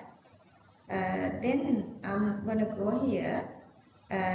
C again, sodium iodide, yellow precipitate insoluble in H, then H supposed to be what? H supposed to be yellow precipitate insoluble in H, supposed to be conc ammonium hydroxide. Conc ammonium hydroxide. H is here as well.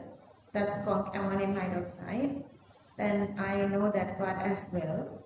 Now I know A, C, then B also supposed to be silver nitrate, BC. Then I know A, yeah. Then moving on, white precipitate soluble in hot water. We sorted out that part already. White precipitate soluble in hot water, that is uh, lead chloride. So barium chloride, we already sorted that out. White precipitate soluble in D, that's with B and E. So E is barium chloride. We already know E now, barium chloride. Then any chloride, white precipitate soluble in D mean that is the silver chloride with dill ammonium hydroxide. Silver chloride with dill ammonium hydroxide. Then D is already known. D known. C now I know D as well. E found out, and E here found out. B already know. And white precipitate insoluble in D. D is supposed to be white precipitate insoluble in any acid is G supposed to be HCl. G supposed to be HCl. G is HCl. Now I know G. F supposed to be the sulfate compound. Okay, all are sorted out so that these are answers. And one of my best student, she became district 6 or 7. She misdone this one of the 24 students. Make sure once you've done that, you check again and again until you make sure all these observations are correct. Okay? Otherwise, you're going to go wrong everything. So even for those such talented students, this can happen. That's why I want you guys to save your time a lot. Okay, question number 3. See again, this we had this MCQ. That's what I'm saying. Once you go through MCQ, memorize those before you moving on to second paper, because there are always connections. Okay, so they are asking you to write these first and second these equations of dissociation. And first then they want to find this H3O plus and HCO3 minus in the first dissociation, given that dissociation constant and initial concentration as well. Initial concentration is 0.05 minus X, and H3O plus X and HCO3 minus X. And then this time they were not given marks, but we had to write this 0.05 X is very small. And then if you substitute, you're going to get X squared divided by the initial concentration, which equals to the K1 given as a theta. From that you can find the X, 225 the root value, easy. See how easy these numerical values. Okay, that is this.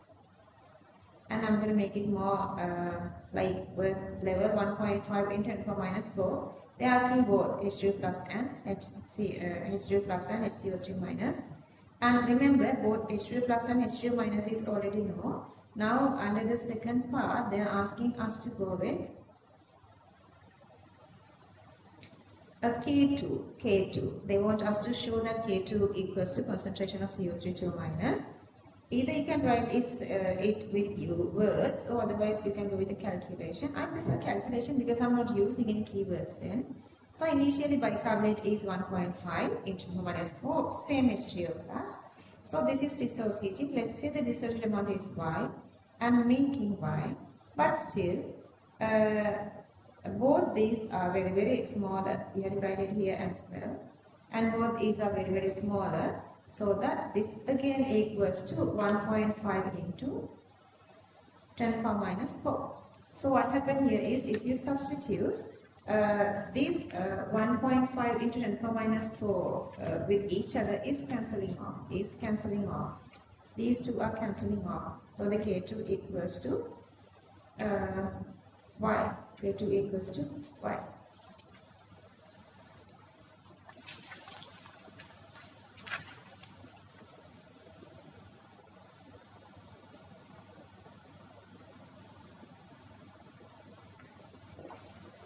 Or otherwise, you can just write, this is O, okay? O. You can just write, if you want you can write both answers. There are my good students. They are becoming again top 10 of district ranking, and they do like all the 5 possible questions. Other than last question, they do everything. So they are giving marks for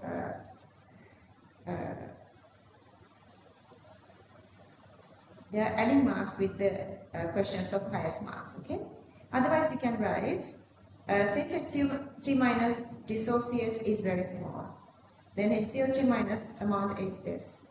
Therefore, since the dissociation is greater, HCO is very small, so that the CO3 minus is K2. Assumption is asking, second dissociation is much less compared to first dissociation. Second dissociation is much less compared to first dissociation. And then again, this one. Remember, we did this one like in between 2012 and 19, they were doing a lot of these questions, but very recently they were stopping doing these questions, given this kind of questions, but now they were started again. Why we worry? We have full knowledge. We did all this earlier, so we have the full knowledge. Okay, then you are provided with an aqueous solution containing this. They were given the aluminum plus concentration and silver plus concentration, and the drop wisely adding phosphate to that. They are asking who's precipitating first. Then you're going to write the equation. You can write both these equations. They are given marks for that. Then you are writing the KSP expressions. Then the common one. To compare, I'm going to subject common phosphate. Then KSP given aluminum 3 plus. KSP given silver 3 plus given. So you can calculate the phosphate. See, this is 10 to the power minus 18. And you're going to say that since this is less, we were given 4 marks for that, okay? And aluminum phosphate precipitate first. Okay, aluminum phosphate precipitate first, and then the secondly, silver plus is precipitating. That is the second part they are asking. Calculate the concentration of iron which precipitate first. That is the aluminum 3 plus. When the second line starts to precipitate, silver plus, what is the phosphate concentration in the medium?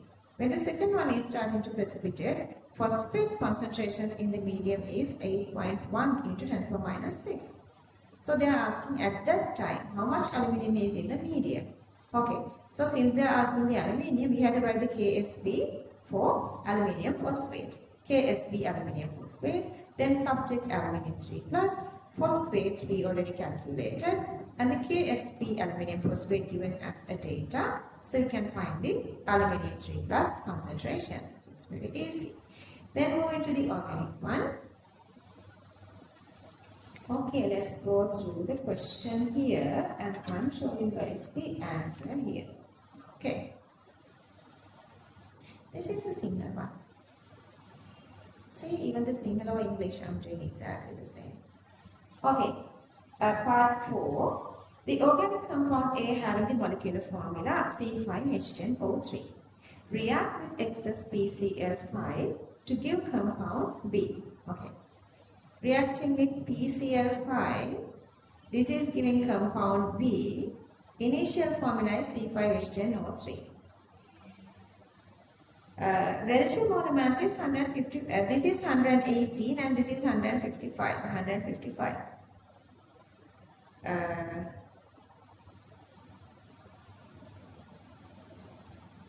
A liberal CO2 with aqueous sodium carbonate mean they are supposed to have OH groups as well.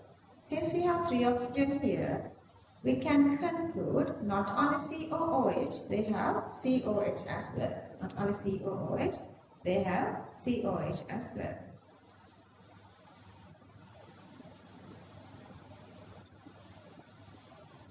Okay, so if we calculate, how are you going to get this 155?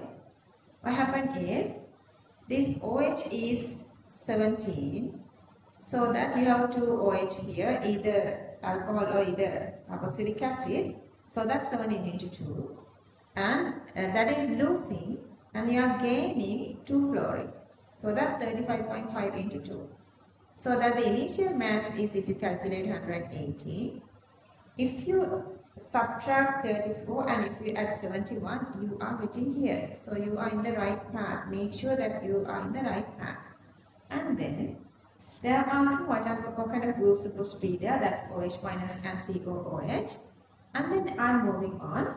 Compound A does not exhibit optical isomerism. That is little like making the question uneasy, because having the optical isomerism, getting the answer is easier. Anyway, they say no opticalized medicine. Let's go through. They are giving a couple of more hints to get the answer. Compound A reacts with PCC to give compound C. Reacting with PCC, they are giving compound C. To react with PCC, it's supposed to be primary or secondary alcohol. Primary alcohol or secondary alcohol. And then they say compound B reacts with water to form D.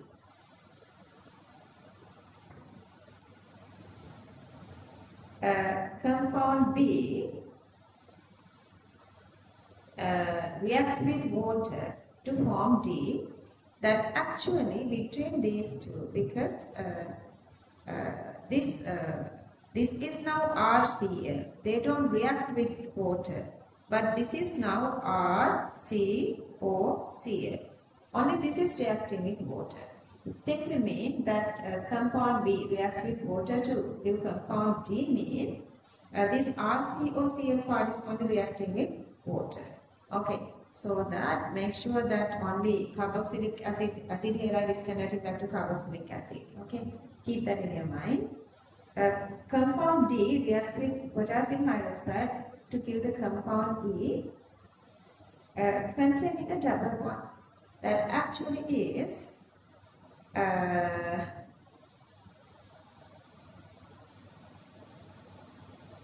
elimination reaction. Did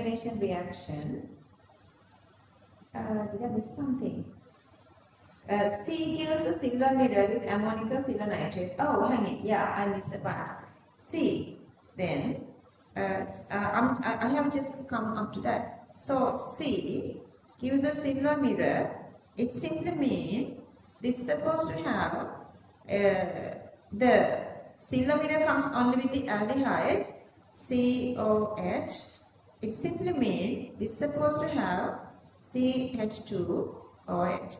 This is supposed to have CH2OH. Otherwise, you cannot make these aldehydes. Otherwise, it's become a ketone.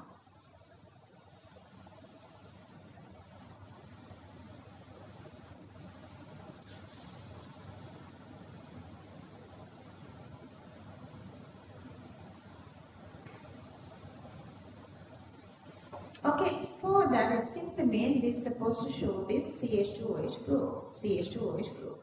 To have the CH2OH and not having the chiral carbon. CH2OH is supposed to be in one single side.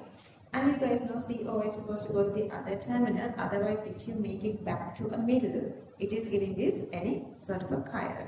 So the structure is this there.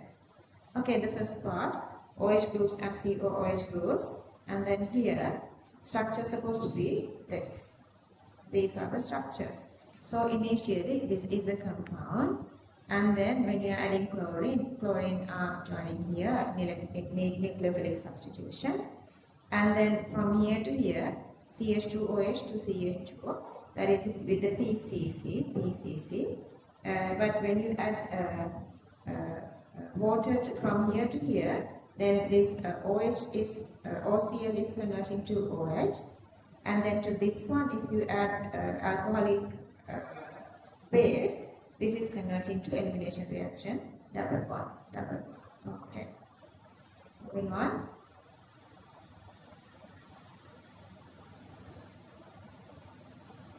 Then again, there is another compound which is F, and excess PCl5 give G.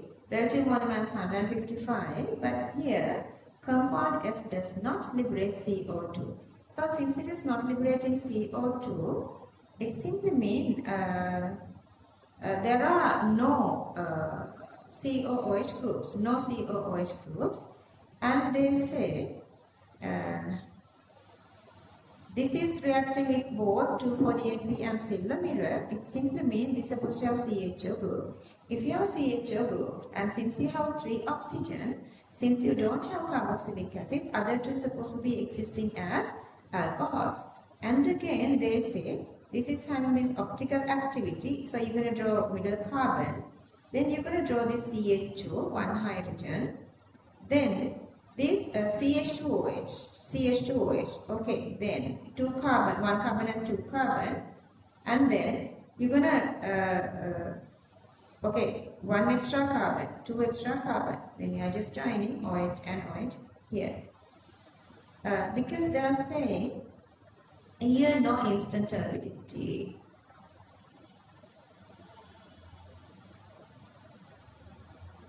Yeah. Not give a turbidity when filled with conc, they are giving that, not give the turbidity. So it simply means this is supposed to be primary alcohols, no tertiary. So two CH2OH groups supposed to be primary. So that you can go with these two. Easy, very easy. Then they are asking the aldol with acetone, and this is the mechanism. This is the mechanism.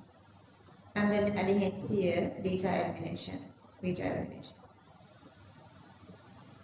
And then the cyanohydrate to acetone, cyanohydrate OH and CN, nucleophilic addition. And then see they were given marks exactly the way we learned at the theory class. HCl dissociation, no marks, but I'm writing no harm. See the lone pair to this carbon, and then this one pair to this oxygen, and this negative charge onto this. See how finally they are checking, how finally they are giving marks. Okay, moving on to essay part.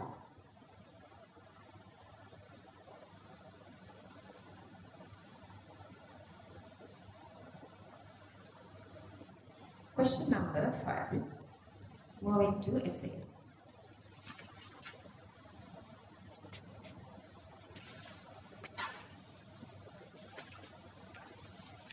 Mixture of NO and O2, and they are giving the mole ratio 2:1.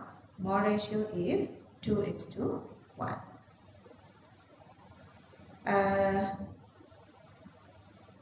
Introduced to a rigid closed container. Volume they say 10 cubic decimeter. Temperature they say T and S constant. Pressure given, the total pressure given. Total number of moles given. Number of moles of oxygen, mass of oxygen is given. Part 1. Concentration of each species, moles per cubic decimeter. You need the number of moles.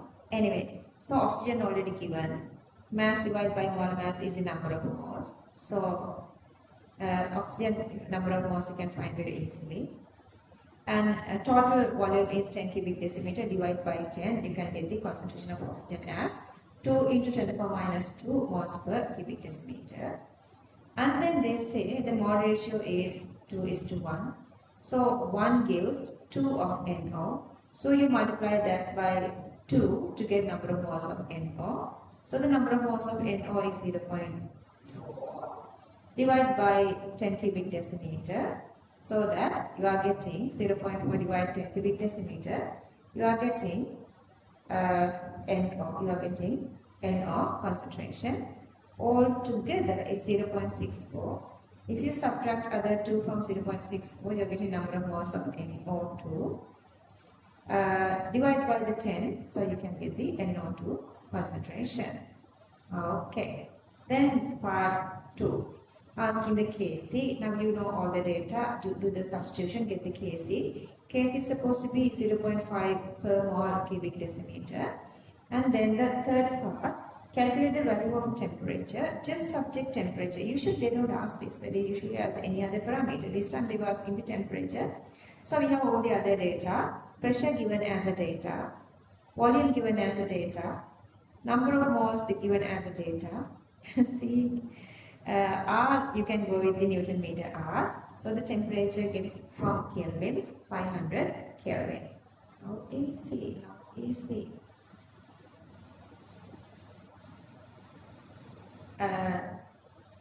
Calculate the equilibrium constant Kp for this reaction at the temperature determined in part 3 above.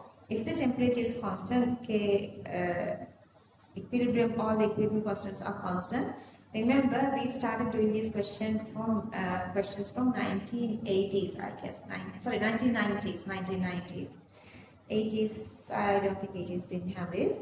Anyway, we did how many questions? At that time, they were just given little kind of MCQ. Now they are adding it to structured essay and essay. Plus, now they are connecting it to equilibrium. Earlier, they were given this only to couple of these in these very few questions earlier. Now they are making it more and more complicated. But still, so this is the reaction, is the backward reaction of the given reaction, backward reaction of the given reaction, so that the equilibrium constant becomes the reciprocal of the given reaction,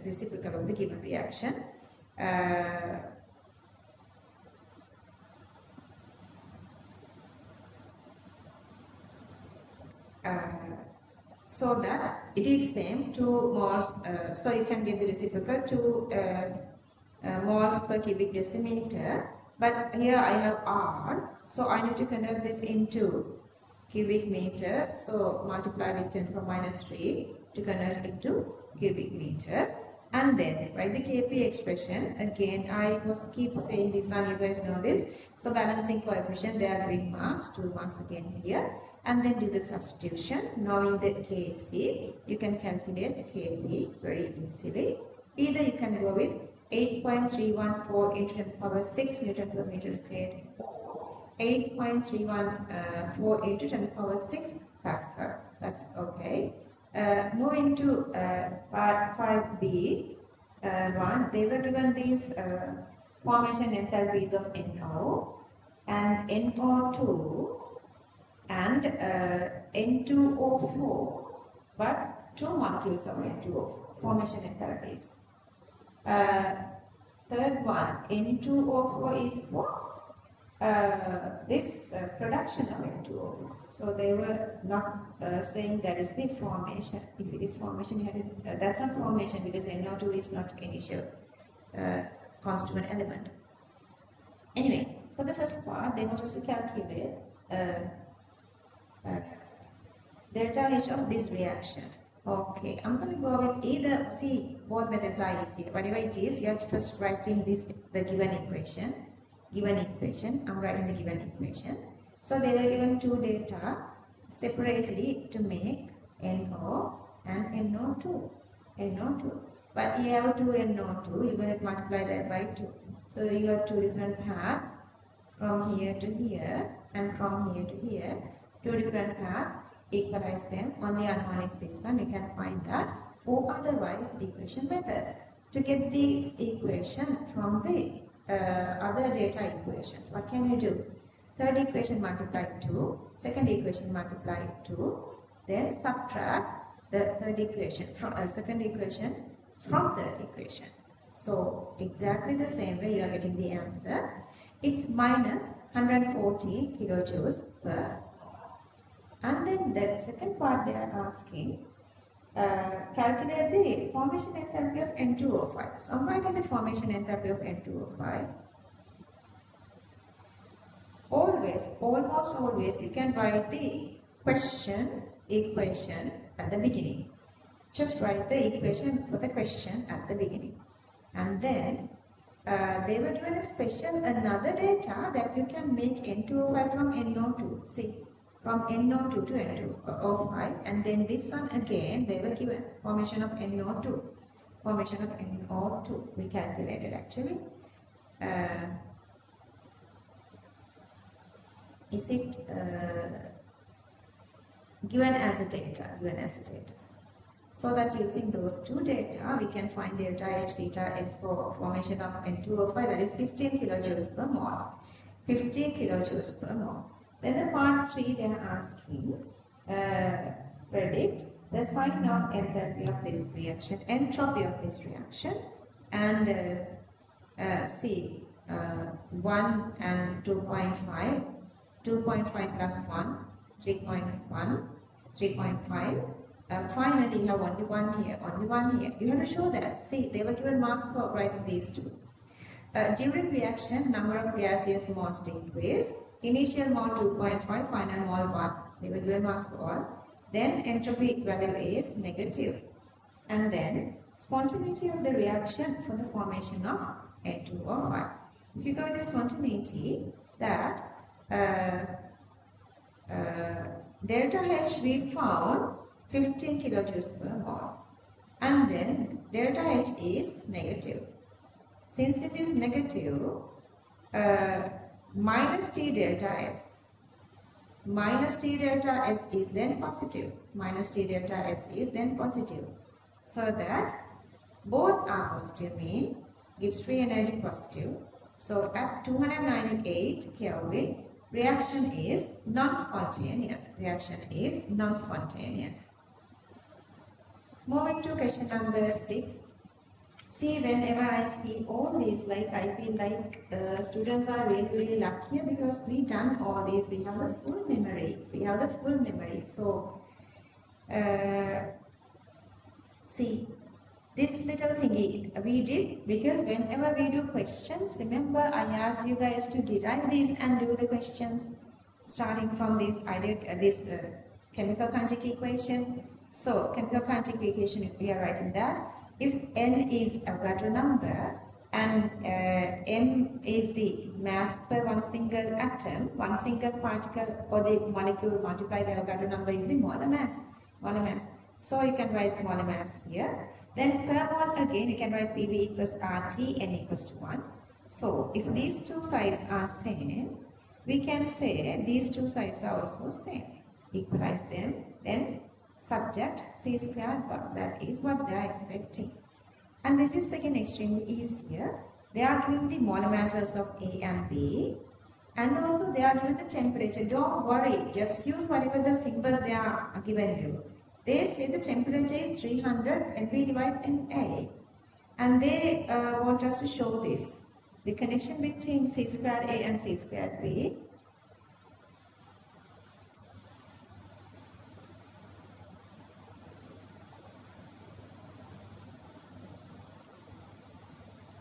These two are equal. They want us to show that. So that we need, I'm going to write that separately, C squared A and C squared B. And here C squared B, A, I can just write 3R. T also is common. You don't have to write that actually. T is also common. So 3R, T is also common here. And here, MA, I'm just writing as MA. And here for MB, sorry, I missed a point. Hang on, let me start from the beginning. I'm just writing the 3R, 3R is common, 3R is common. And then MA, I'm just writing MA here. MB, I'm just writing MB here. And then I'm moving on to the temperature here. Here the T is just 300. And then for B, temperature is temperature is this whole part. So I'm just writing this whole part there. Now I have, I can simplify this like this. I can simplify this like this. 3R multiplied 300 divided by MA. And if I divide 1 by 1 is 1. See, these two are now same. These two are exactly same. Simply mean these two are same. See that this is my equation number 1 and equation number 2. Those two are same mean C squared bar A equals C squared bar B. And then the next part, part 3, derive an expression for the ratio between molar kinetic energy of two gases. Okay, what kind of expression you can derive? Because you guys know as long as temperature constant, kinetic energy is constant. Temperature constant, kinetic energy is also constant. So kinetic energy of 3RTA divided by 2. 3RTB divided by 2 are same. These two are same. So the kinetic energy A equals to kinetic energy B. See how they were given marks, practice this way.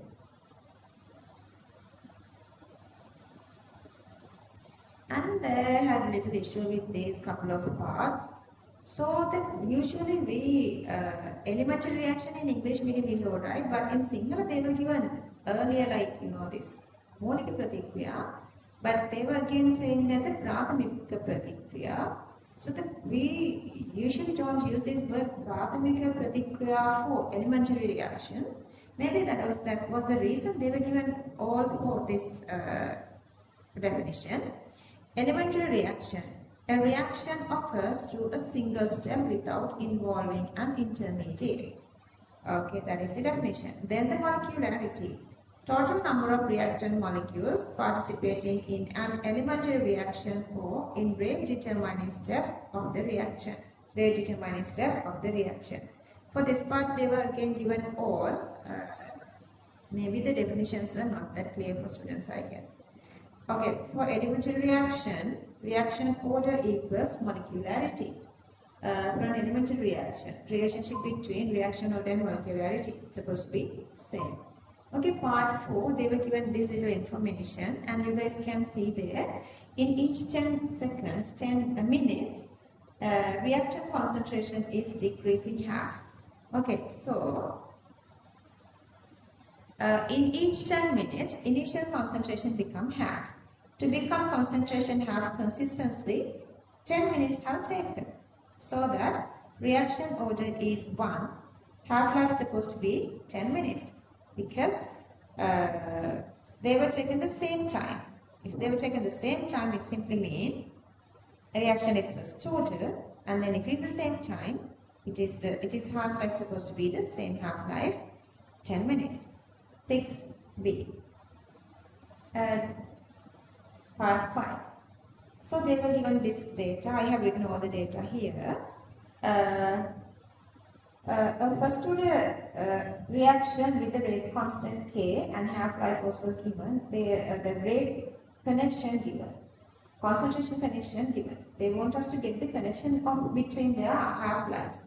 Half-life connection is asking. So here I have written all the data and then they say that T half equals 0.693 divided by K, B concentration equals 2A and RB equals 3RA. So I'm going to go with to write these two separate expressions for RA and RB. RA, because it's first order, RA equals K into A, RB equals KB into B, and then I am going to subject rate constant. RA divided by A, I'm just going to keep it as it is.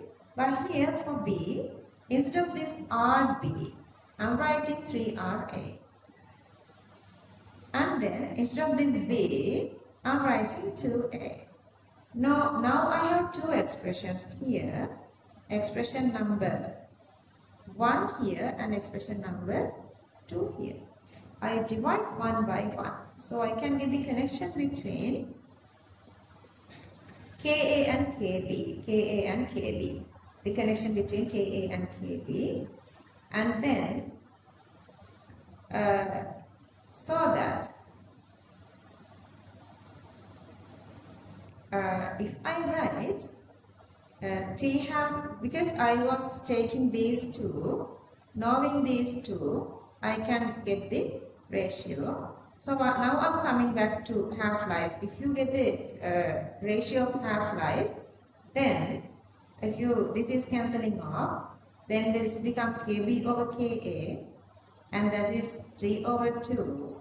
So that this is 2 into T half A equals 3 into T half B. Easy. Okay, this is a full answer.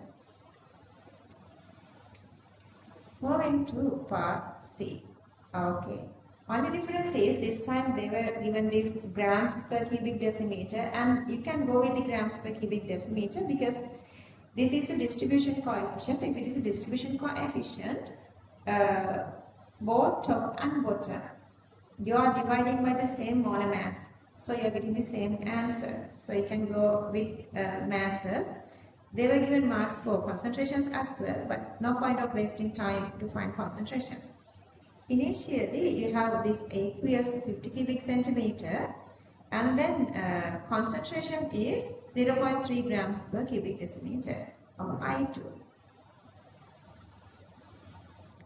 And then to that, they were adding organic layer 10 cubic centimeter. Once distributed, the concentration of only in I2 layer is 0.02 grams per cubic decimeter. Then from this we can find the total. From this we can find the total. Initial given. So the initial, I'm going to just go with these milligram thingy instead, okay? Gram thingy. 0.3 multiply 50 multiply 10 power minus 3. So that the concentration, number of moles, not the number of moles, you are coming the masses now. So the initial I2 mass is 0.015.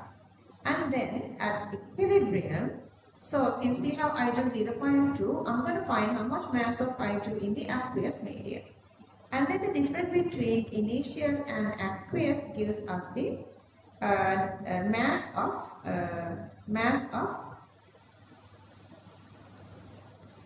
I2 in CCl4, that is 0.014.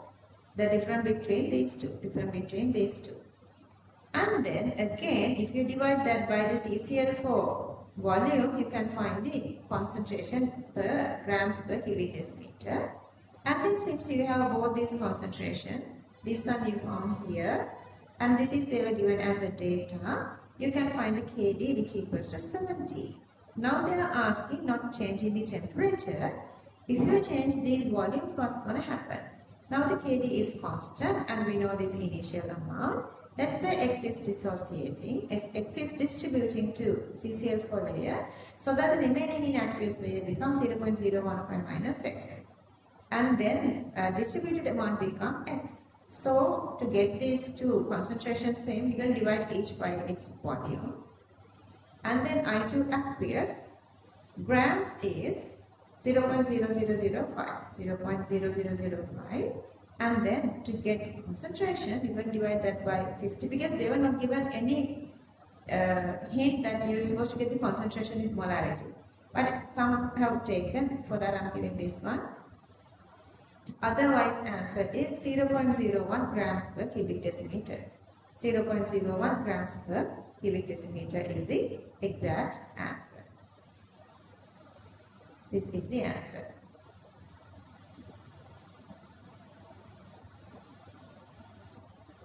Okay, question number 7. Beautiful, easy question. But before moving on to this, whatever they asked part, I'm moving on to this Dow method. Reduction of magnesium by Dow method. And raw materials are bitter solution coming from sodium chloride, which has magnesium 2 plus concentration 0.13. So we burn calcium carbonate to produce calcium oxide, and that calcium oxide is dissolving in water to get calcium hydroxide, and that calcium hydroxide is reacting with this magnesium to get magnesium hydroxide at step 2.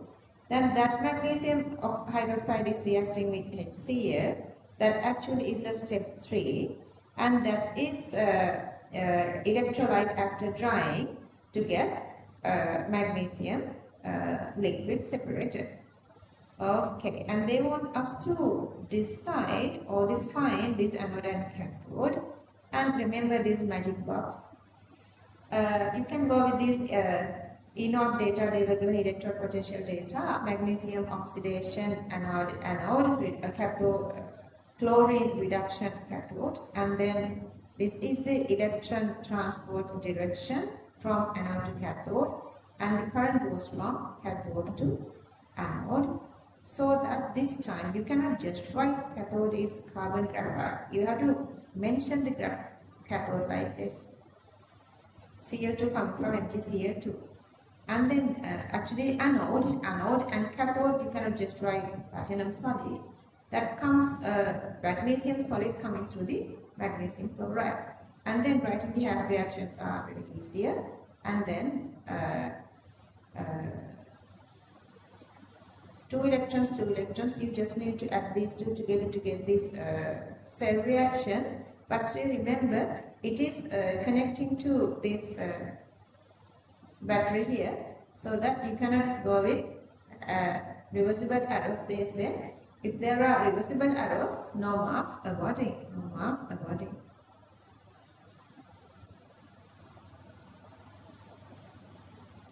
And then the part 4, there are two parts. They are asking to explain why we use the molten magnesium chloride. Why cannot we use aqueous magnesium chloride? Okay, the very first one. Solid magnesium chloride has no mobile ions. Molten magnesium chloride liquid has magnesium 2 plus liquid and Cl minus liquid mobile ions. You have to say that. You have to say, don't write just it doesn't have mobile ions. You have to say that liquid one having the mobile ions. Make the answer perfect. And then here, if you write this one with magnesium and water, water has lower electric potential, so the reduction is always easier with water. Since electrode potential of H2O is less negative, instead of magnesium 2 plus, H2O reduced to results H2O. They were given marks only for this part, 5 marks, but we are waiting for bonus marks, so that I have written this equation as well. And then the last little part, they want us to find this volume of O2, volume of Cl2. That's, we need the number of moles. To find the number of moles, we need this current, the total charge. Okay, Q equals IT, amount of current, IT, I given, time given. So you can calculate this total charge. And we know the total charge per mole is the Faraday constant. So if you divide the per mole charge by the total charge, we can get the number of moles. So that the total charge divide charge per electron mole gives the number of moles of electrons. So that divide 19,332 by 96,500. So you can get the number of moles of electron is 0.2. And then what is the connection between electrons and chlorine? That is 1:2. That is 1:2. Then if you divide number of moles of electron by 2, you are getting the number of moles of chlorine as 0.1 mole. 0.1 mole. Now you have number of moles. Then I'm going to go with PV equals nRT to find the volume.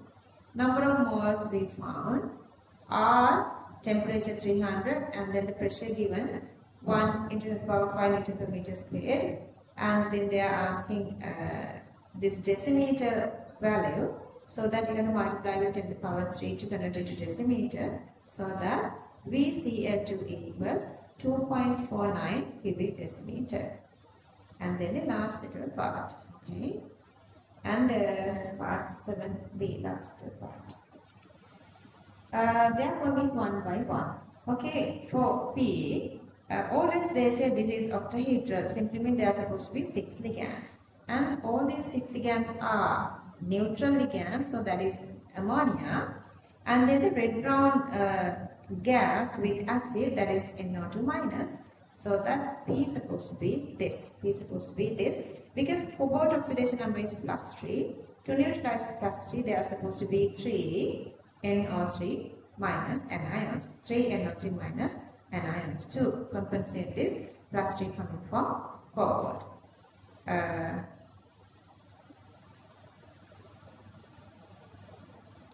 Okay, then the second one. There are 2 ligands. One is neutral, another one is monoatomic.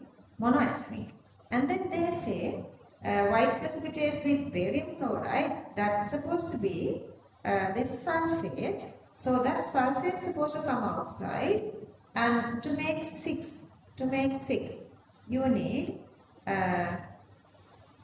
6 ligands. So 5 here and then 1 here. That's because 1 sulfate. If you go with 2 sulfate, you can try. If you go with 2 sulfate, then this is become +4 charge comes to this coordinate sphere. So balancing that is then harder. So then what happened here is you have only 1 sulfate, so -2. Then the +2 is supposed to come onto the coordinate sphere to get the +2. There are supposed to be only 1 chlorine. So that this is the structure of Q. Then I'm moving to R. 2 ligands. One is neutral And then the other one is either multi-atomic, either sulfate or nitrate. That's again, they are giving some sort of a little knowledge here. I've already posted this to YouTube. You can go to my channel and check that. They were never talked about this coordinate complexes isomerism, and even the marking scheme mentioned that maybe students may not have this knowledge, and you can check. I have done that for students. They say cis-trans and cis-4, when these two groups are at 90-degree angle, that is 6. When two groups are opposite to each other, that's 180, that is trans. It simply means there are supposed to be two identical ligands. Let's say they have two SO4 2 minus, then outside charge is minus 1. So, but still they say silver nitrate gives this white precipitate, mean outside charge supposed to be plus. Coordinate complex supposed to have the plus charge. So we are not going to go through sulfate, we are going with nitrate. So the two nitrates are there, so that it is showing this geometric isomerism. So two nitrates, then they are supposed to be 4. NO3 here. See the printing errors. So this is the so that this is the shape of this is the formula of R. This is supposed to be the formula of R.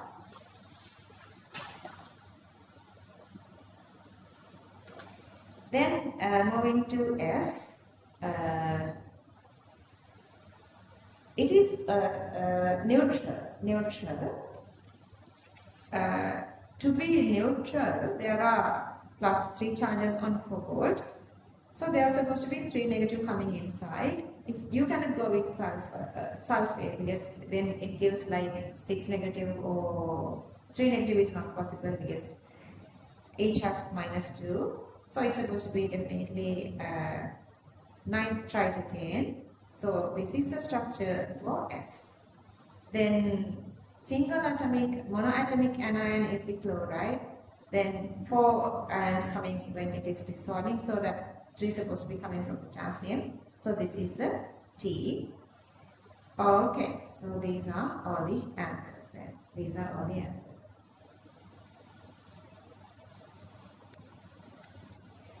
Okay. And again they are giving this little part. Again they say the octahedral geometry is part 3. Octahedral means there are supposed to be 6 ligands. But we have a little problem here.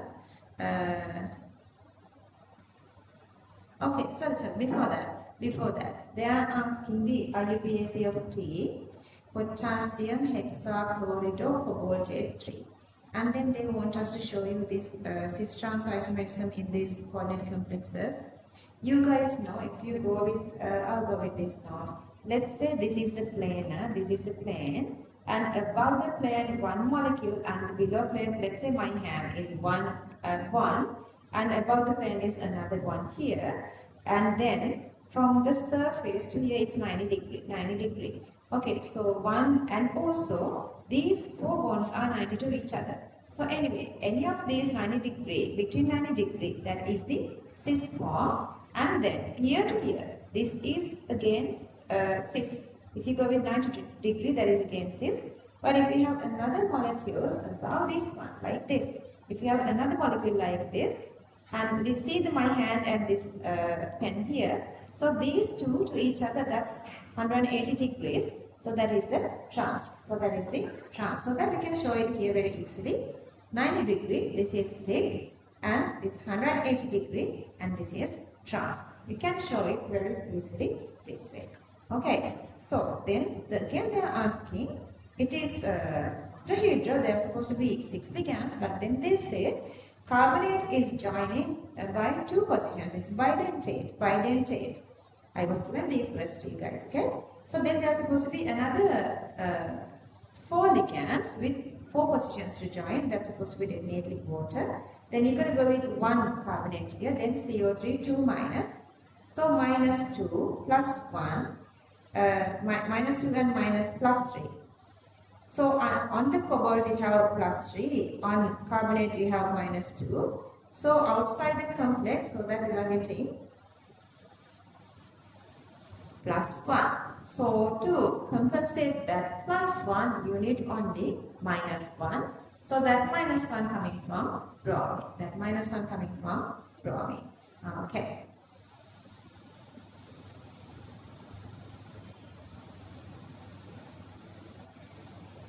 Okay, this is again. So they were given these products in the box. Inside the box, you have this magnesium dry ether. Simply mean you are going with no any other chain extension reagents here.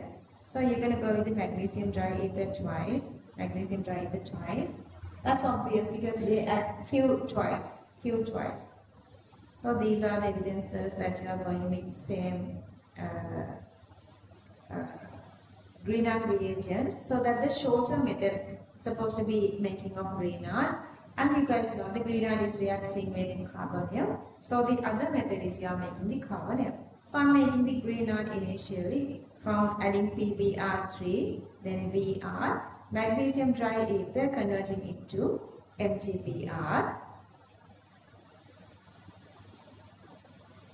Once you add PCC onto this OH, it is converted to CHO, and then when you add Q here, that is the Grignard reagent. So you are joining OMgBr. See, this time they were not given marks for writing or mentioning these plus minus on MgBr. So you can write oxygen minus, magnesium plus. But then they say if these charges, if you have mentioned the charges wrong way, they want to cut marks. So better, if they are not expecting that, better not to write that. And then from here again, you are adding the H2SO4 to convert it to OH. Then again, you are adding PCC to convert it back to carbonyl. That carbonyl again going with same Q or MgBr. When you are adding again, the H2SO4, you are converting it to OH. So see, you know the evidence that there are joining same three initial groups that you have here. Three identical 2 carbon groups. 3 sets of 2 carbon groups are there. So getting the answer is easier there. Okay, these are very easy. There are 3 methods that you can join R group to benzene, but then those are Friedel-Crafts alkylation and Friedel-Crafts acylation, and also Grignard. If you go with the Friedel-Crafts alkylation, the second group is orienting to O2O position. But you guys can see here the second group is orienting to meta position. So that you're going to add a meta director. So we are going with Friedel-Crafts acylation. So that we are adding CH3COCl and anhydrous aluminium chloride. Then you are joining this group here, COCH3. And then to that, if you add FeCl3Cl2, then you are joining chlorine. Now you can do whatever the method. You can reduce. You can use different methods. Okay. You can reduce, and then you can remove the water to make this double bond. This is extremely easy. Low temperature converting to disonium, and then addition of phenol to that. Okay, and then the last little thing they are asking this. Remember, we had this kind of a question under this MCQ. That's why I'm asking you guys always go through MCQs and get the knowledge before moving on to structured assay. Okay, this is providing its electron as the Lewis base here, and then you are coming to this complex, and that complex together is attacking onto benzene ring here. And then the electron density of benzene ring is providing its electrons onto this terminal bromine. And this Br bond is polarizing towards this bromine. Okay, what happened here is then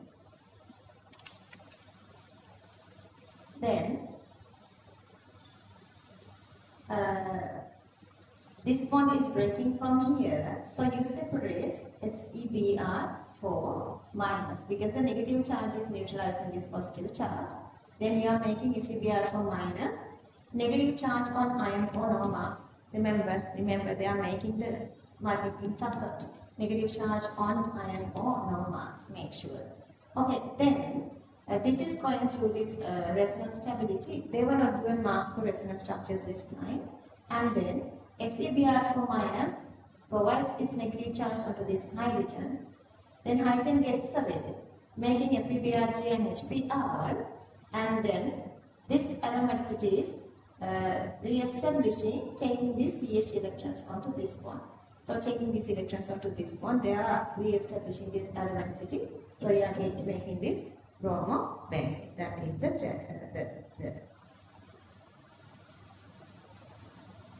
mechanism. Then they are asking the resonance structures of benzene and resonance structures of NH2. See, I told you earlier why phenol not participating for S10 reaction. Phenol acts exactly the same. See, even that's why aniline is not participating for S10 reactions. So the double bond nature makes the CN bond stronger. Anyway, this time they were not given any marks for these, any errors. I didn't show them because they were not in the marking scheme. Okay, so why aniline easily go through this electrophilic substitution reactions?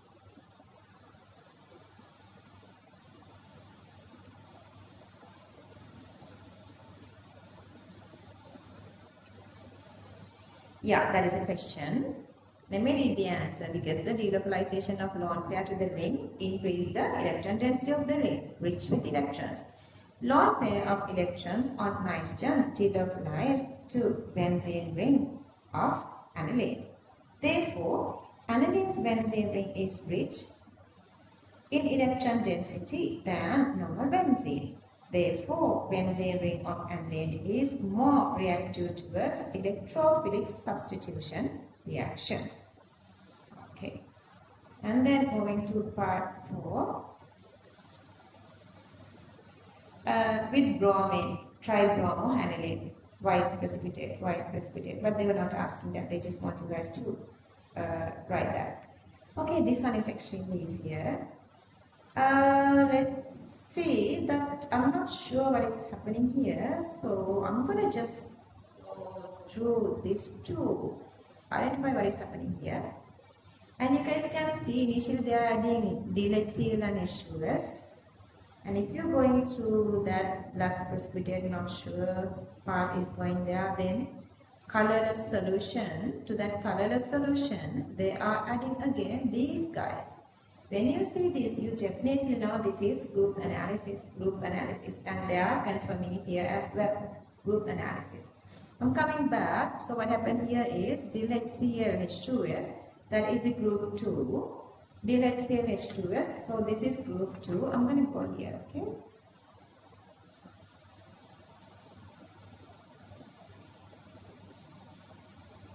Okay, so this is group 2. Then group 2 has 4 different cations.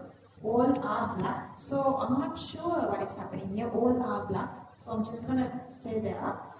And then that black precipitate, adding what? The nitric to dissolve the precipitate. That's to dissolve the precipitate. And then I'm moving on. So there's in the light blue. Out of this, who can have the light blue? Only copper. So now I'm getting little like awakening. This can be copper. I'm moving on. So sodium hydroxide is light blue. Ammonium hydroxide is light blue. And chloride, and that's yellow. And if you add excess ammonium hydroxide, deep blue, that's definitely copper. So this is copper hydroxide with ammonium hydroxide, again copper hydroxide. Adding excess ammonium hydroxide is this deep blue copper tetraamine complex, and with yellow copper tetrachloride complex. Okay, that part is sorted out. Then I'm moving to next part. They are taking this solution out Boiling to remove this H2S, because H2S can make the solution turbid, redox reactions can occur, so you remove that. You add nitric and heating. I have done a little short video for group analysis. You can go there and check that. And here, ferrous is there. It needs more hydroxide, so that we convert ferrous to ferric. We convert ferrous to ferric. Cool to room temperature. Then ammonium hydroxide to give the basic medium. To decrease the OH minus concentration, we are adding ammonium chloride. That's because if you have more hydroxides, group 4, group 5, all those can be a precipitate. Anyway, so they are getting here green color precipitates that assures that chromium, because the ferric red brown and aluminium white. Then rest of all these are very assuring, that is chromium. See if you go with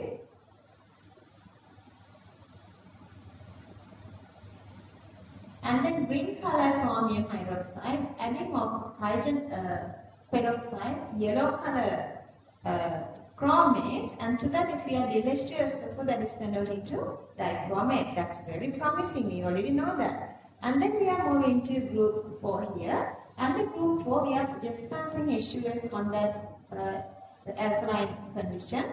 And this is light pink, zinc white, cobalt nickel black, light pink is manganese sulfide, and then filter you are getting manganese sulfide solid, nitric due to dissolving, and again light pink means this manganese hydroxide. To that, if you add dilsonium hydroxide, that's again give this cream color manganese hydroxide, and then HCl, that's again green yellow color manganese tetrachlorid. Extremely easier. These are unbelievably easier. Okay, when you are cooling to room temperature, ammonium hydroxide, ammonium chloride, slightly excess, ammonium carbonate. So, all these are white color, calcium, barium, strontium. Then I'm going to go down to check. I have, voila, I have what? I have brick red color here. What is that? Flame test brick red color comes with calcium. And then add excess carbon dioxide, colorless, and that is calcium bicarbonate. And then calcium here, filter, calcium carbonate, filter. And how would you get this carbon dioxide? Because here say once you filter and when you heat and you are getting X. So it's calcium carbon dioxide. So this is supposed to be calcium oxide and it's color white. When you add water, it gets this calcium hydroxide. Add sulfuric, it gives calcium sulfate. Remember, calcium sulfate is partially soluble solid. Okay, you have all the data here. Yeah, all the data here. And these are the answers. I'm not going to show you guys the answers again. So check answers here. How beautiful these answers.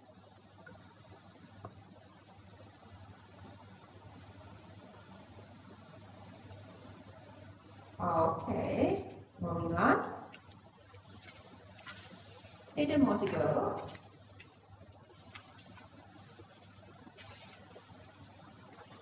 Oh, part B.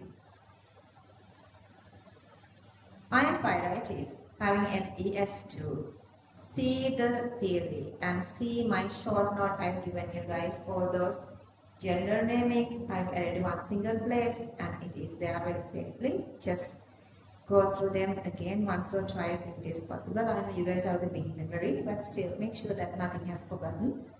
Okay, so they were using 1.5 and they were oxidizing it to produce all these sulfides to sulfates, and then they were adding barium sulfate so that the barium sulfate precipitation is given. And again they say this reaction is done by microorganisms, and this is how they are oxidizing ferrous sulfide or the iron pyrites to H2SO4, iron pyrites to H2SO4. And then this, you guys can see here the ratio here 4 is to 14 is to 4 is to 8. And still we need this connection between iron pyrites and H2SO4, that actually is 1 is to 2 here and then it's supposed to be 2 is to 2, so that iron pyrides to barium sulfate, so that become 1 is to 2, 1 is to 2. Okay, so the initial barium sulfate mass given, calculate the molar mass of barium sulfate, they are doing marks for that, and that is 233, and you have to divide that by 2 to get the ferrous sulfide, because the ratio is 1 to 2, and then divide by the molar mass of ferrous sulfide or the iron pyrides to get the number of moles of iron pyrides, that is 0.1 moles here, and then you need the molar mass of that. If you multiply number of moles with the molar mass, you're going to get the mass of iron pyrides. But initially they were using 1.5 grams. To 1.5 grams, the mass calculated is 1.2, then the percentage become 80%. Okay, iron pyrides, weight percentage is 80%. So if you use 100 grams, only you're going to get 80 grams. 100 grams, you are only getting 80 grams. Oxidizing 80 grams. Then they have given a couple of data. FeS2 in 20 grams of iron pyrides was subjected to oxidation by soil microbes under neutral conditions for 120 hours. So the reaction given. Sulfuric that was produced in this reaction after 120 hours was quantitatively separated. Okay, so the calculation way is different, but quantitatively if they were calculating that actually is 31.13. And they want us to calculate the percentage conversion of FeS2 in iron pyrides to sulfate after 120 hours, given that percentage conversion equals experimentally obtained value divided theoretical value. Okay, so they say quantitatively separated experimental method is 31.13. We gonna find the theoretical value. How do we do that? Okay, from that equation number 1,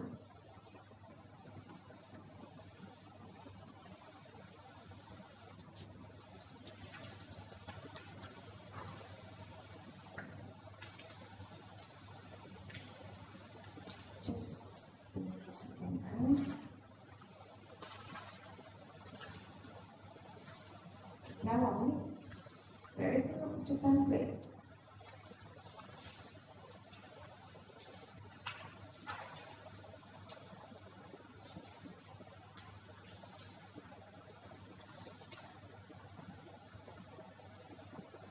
Okay, from that equation number 1, we can get this ratio between ferrous sulfide, sulfuric and barium sulfate is, see, 4 is to 8 is to 8. 4 is to 8 is to 8.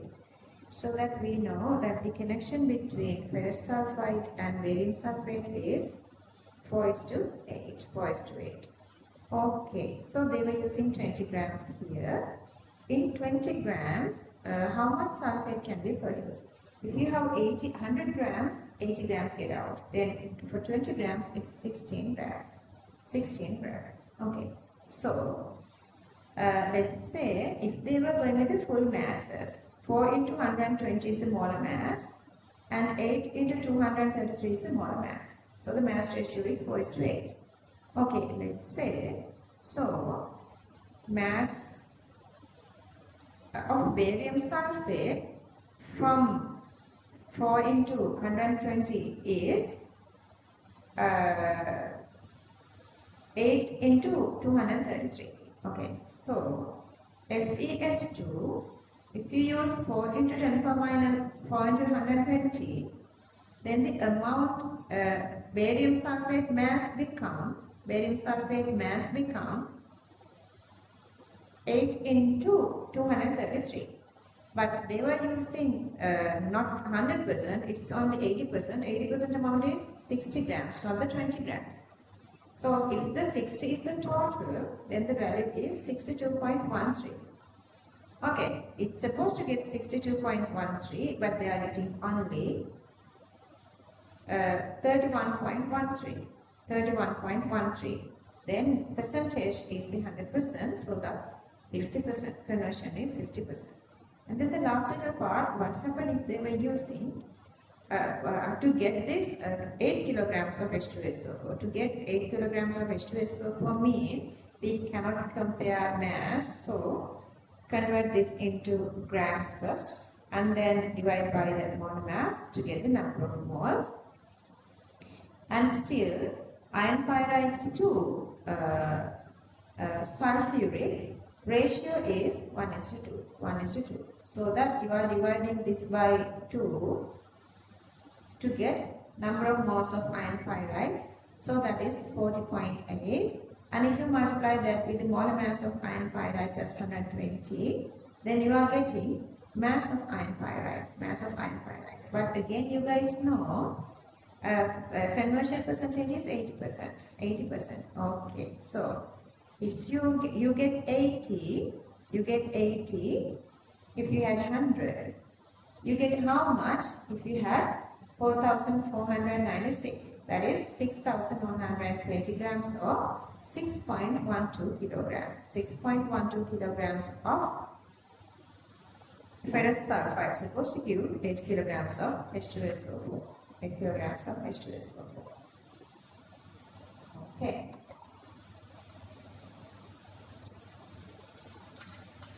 Are we done here? Yeah, that is question number 9. And then question number 10. Always getting the highest marks for question number 10 is a little challenging. Then, but still, you guys need this question to go with structured essay and essay. So that I'm going to read the question and I'm going to read the answer. You guys are listening. Okay. The very first part is going with the Solar process. Main products of the Solar process is sodium carbonate. Main byproduct is calcium chloride. Raw materials are ammonia, carbon dioxide gas and brine. Either you can write calcium carbonate instead of carbon dioxide.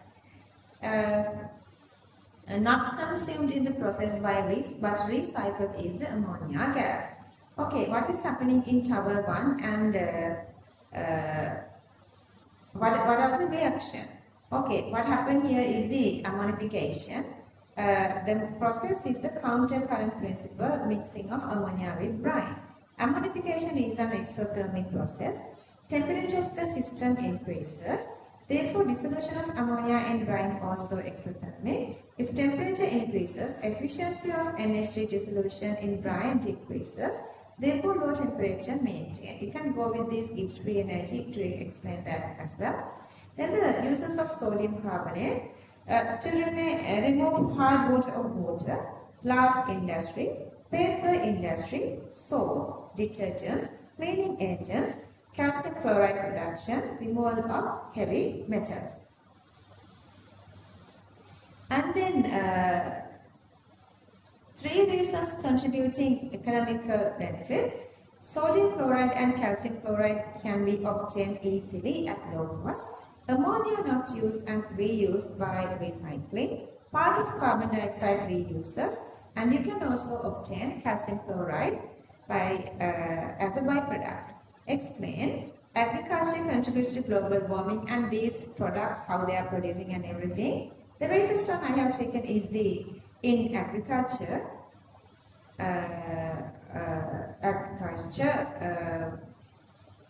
How it is contributing to global warming. N2O and CH4 contributes to global warming. Both are greenhouse gases. Increases in their concentrations contribute to global warming.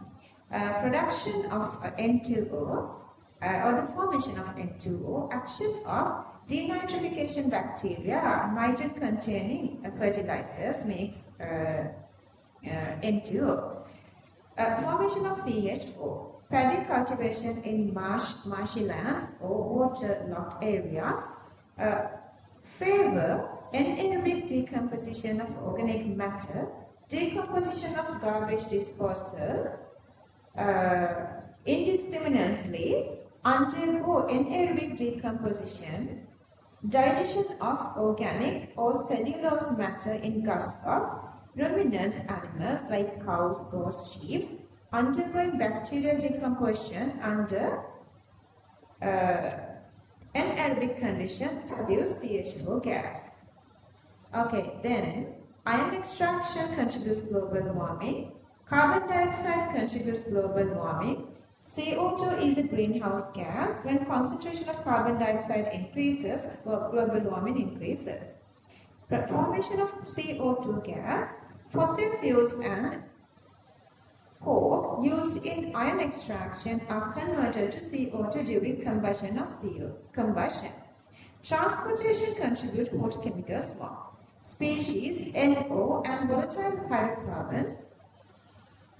NO and volatile hydrocarbons undergo reactions in the presence of sunlight to produce volatile short-chain aldehydes and other toxic chemicals PAN and PBN. Aldehydes are further polymerized to produce suspended particles in the atmosphere.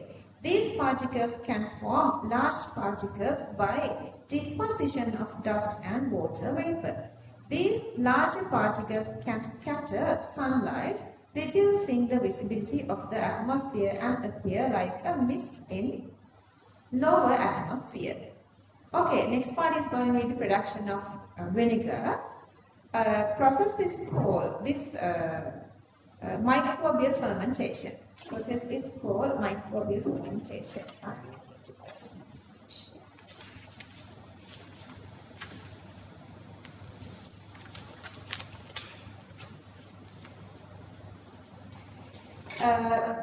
Name of the active chemical ingredient is the acetic acid or ethanoic acid. And we can use the quantitative analysis. The titrant is the sodium hydroxide. The indicator is the phenolphthalein strong base. Differences in composition of natural and artificial vinegar. Natural vinegar, salt, simple sugar, esters, alcohols, in traces. Artificial vinegar having only acetic acid. Essential oils, 3 different extraction methods: steam distillation, solvent extraction and pressing. Dalton's law of partial pressures using for steam distillation. Main components in citronella oil, geraniol. Cinnamon root oil, camphor. Cinnamon leaf oil, eugenol. Okay, that's all. See, we are done. See how much time has taken. Cool. 2 hours and 41 minutes. Less than 3 hours, we finished everything. Okay, so I want you guys to go through this paper like, a couple of times, like let's say 2 times or 3 times. Until you feel comfortable. And the way we did like all the other papers the same, we did each paper like 3-4 times depending on how much you need to gain the knowledge. When you are doing the very first time, you feel really frustrated. Second time, you are checking on the answers. Third time, you are checking reviewing. Fourth time, if you feel like you want one more extra round. Fourth time is to make sure all the reviewing you understood and you absorbed your brain. You have everything you have done so far. You guys are in really, really good shape. I have 2 other recordings. Please listen them. And I wish you guys all the best with your exam. Bye. Take care, everybody. Then. Good night.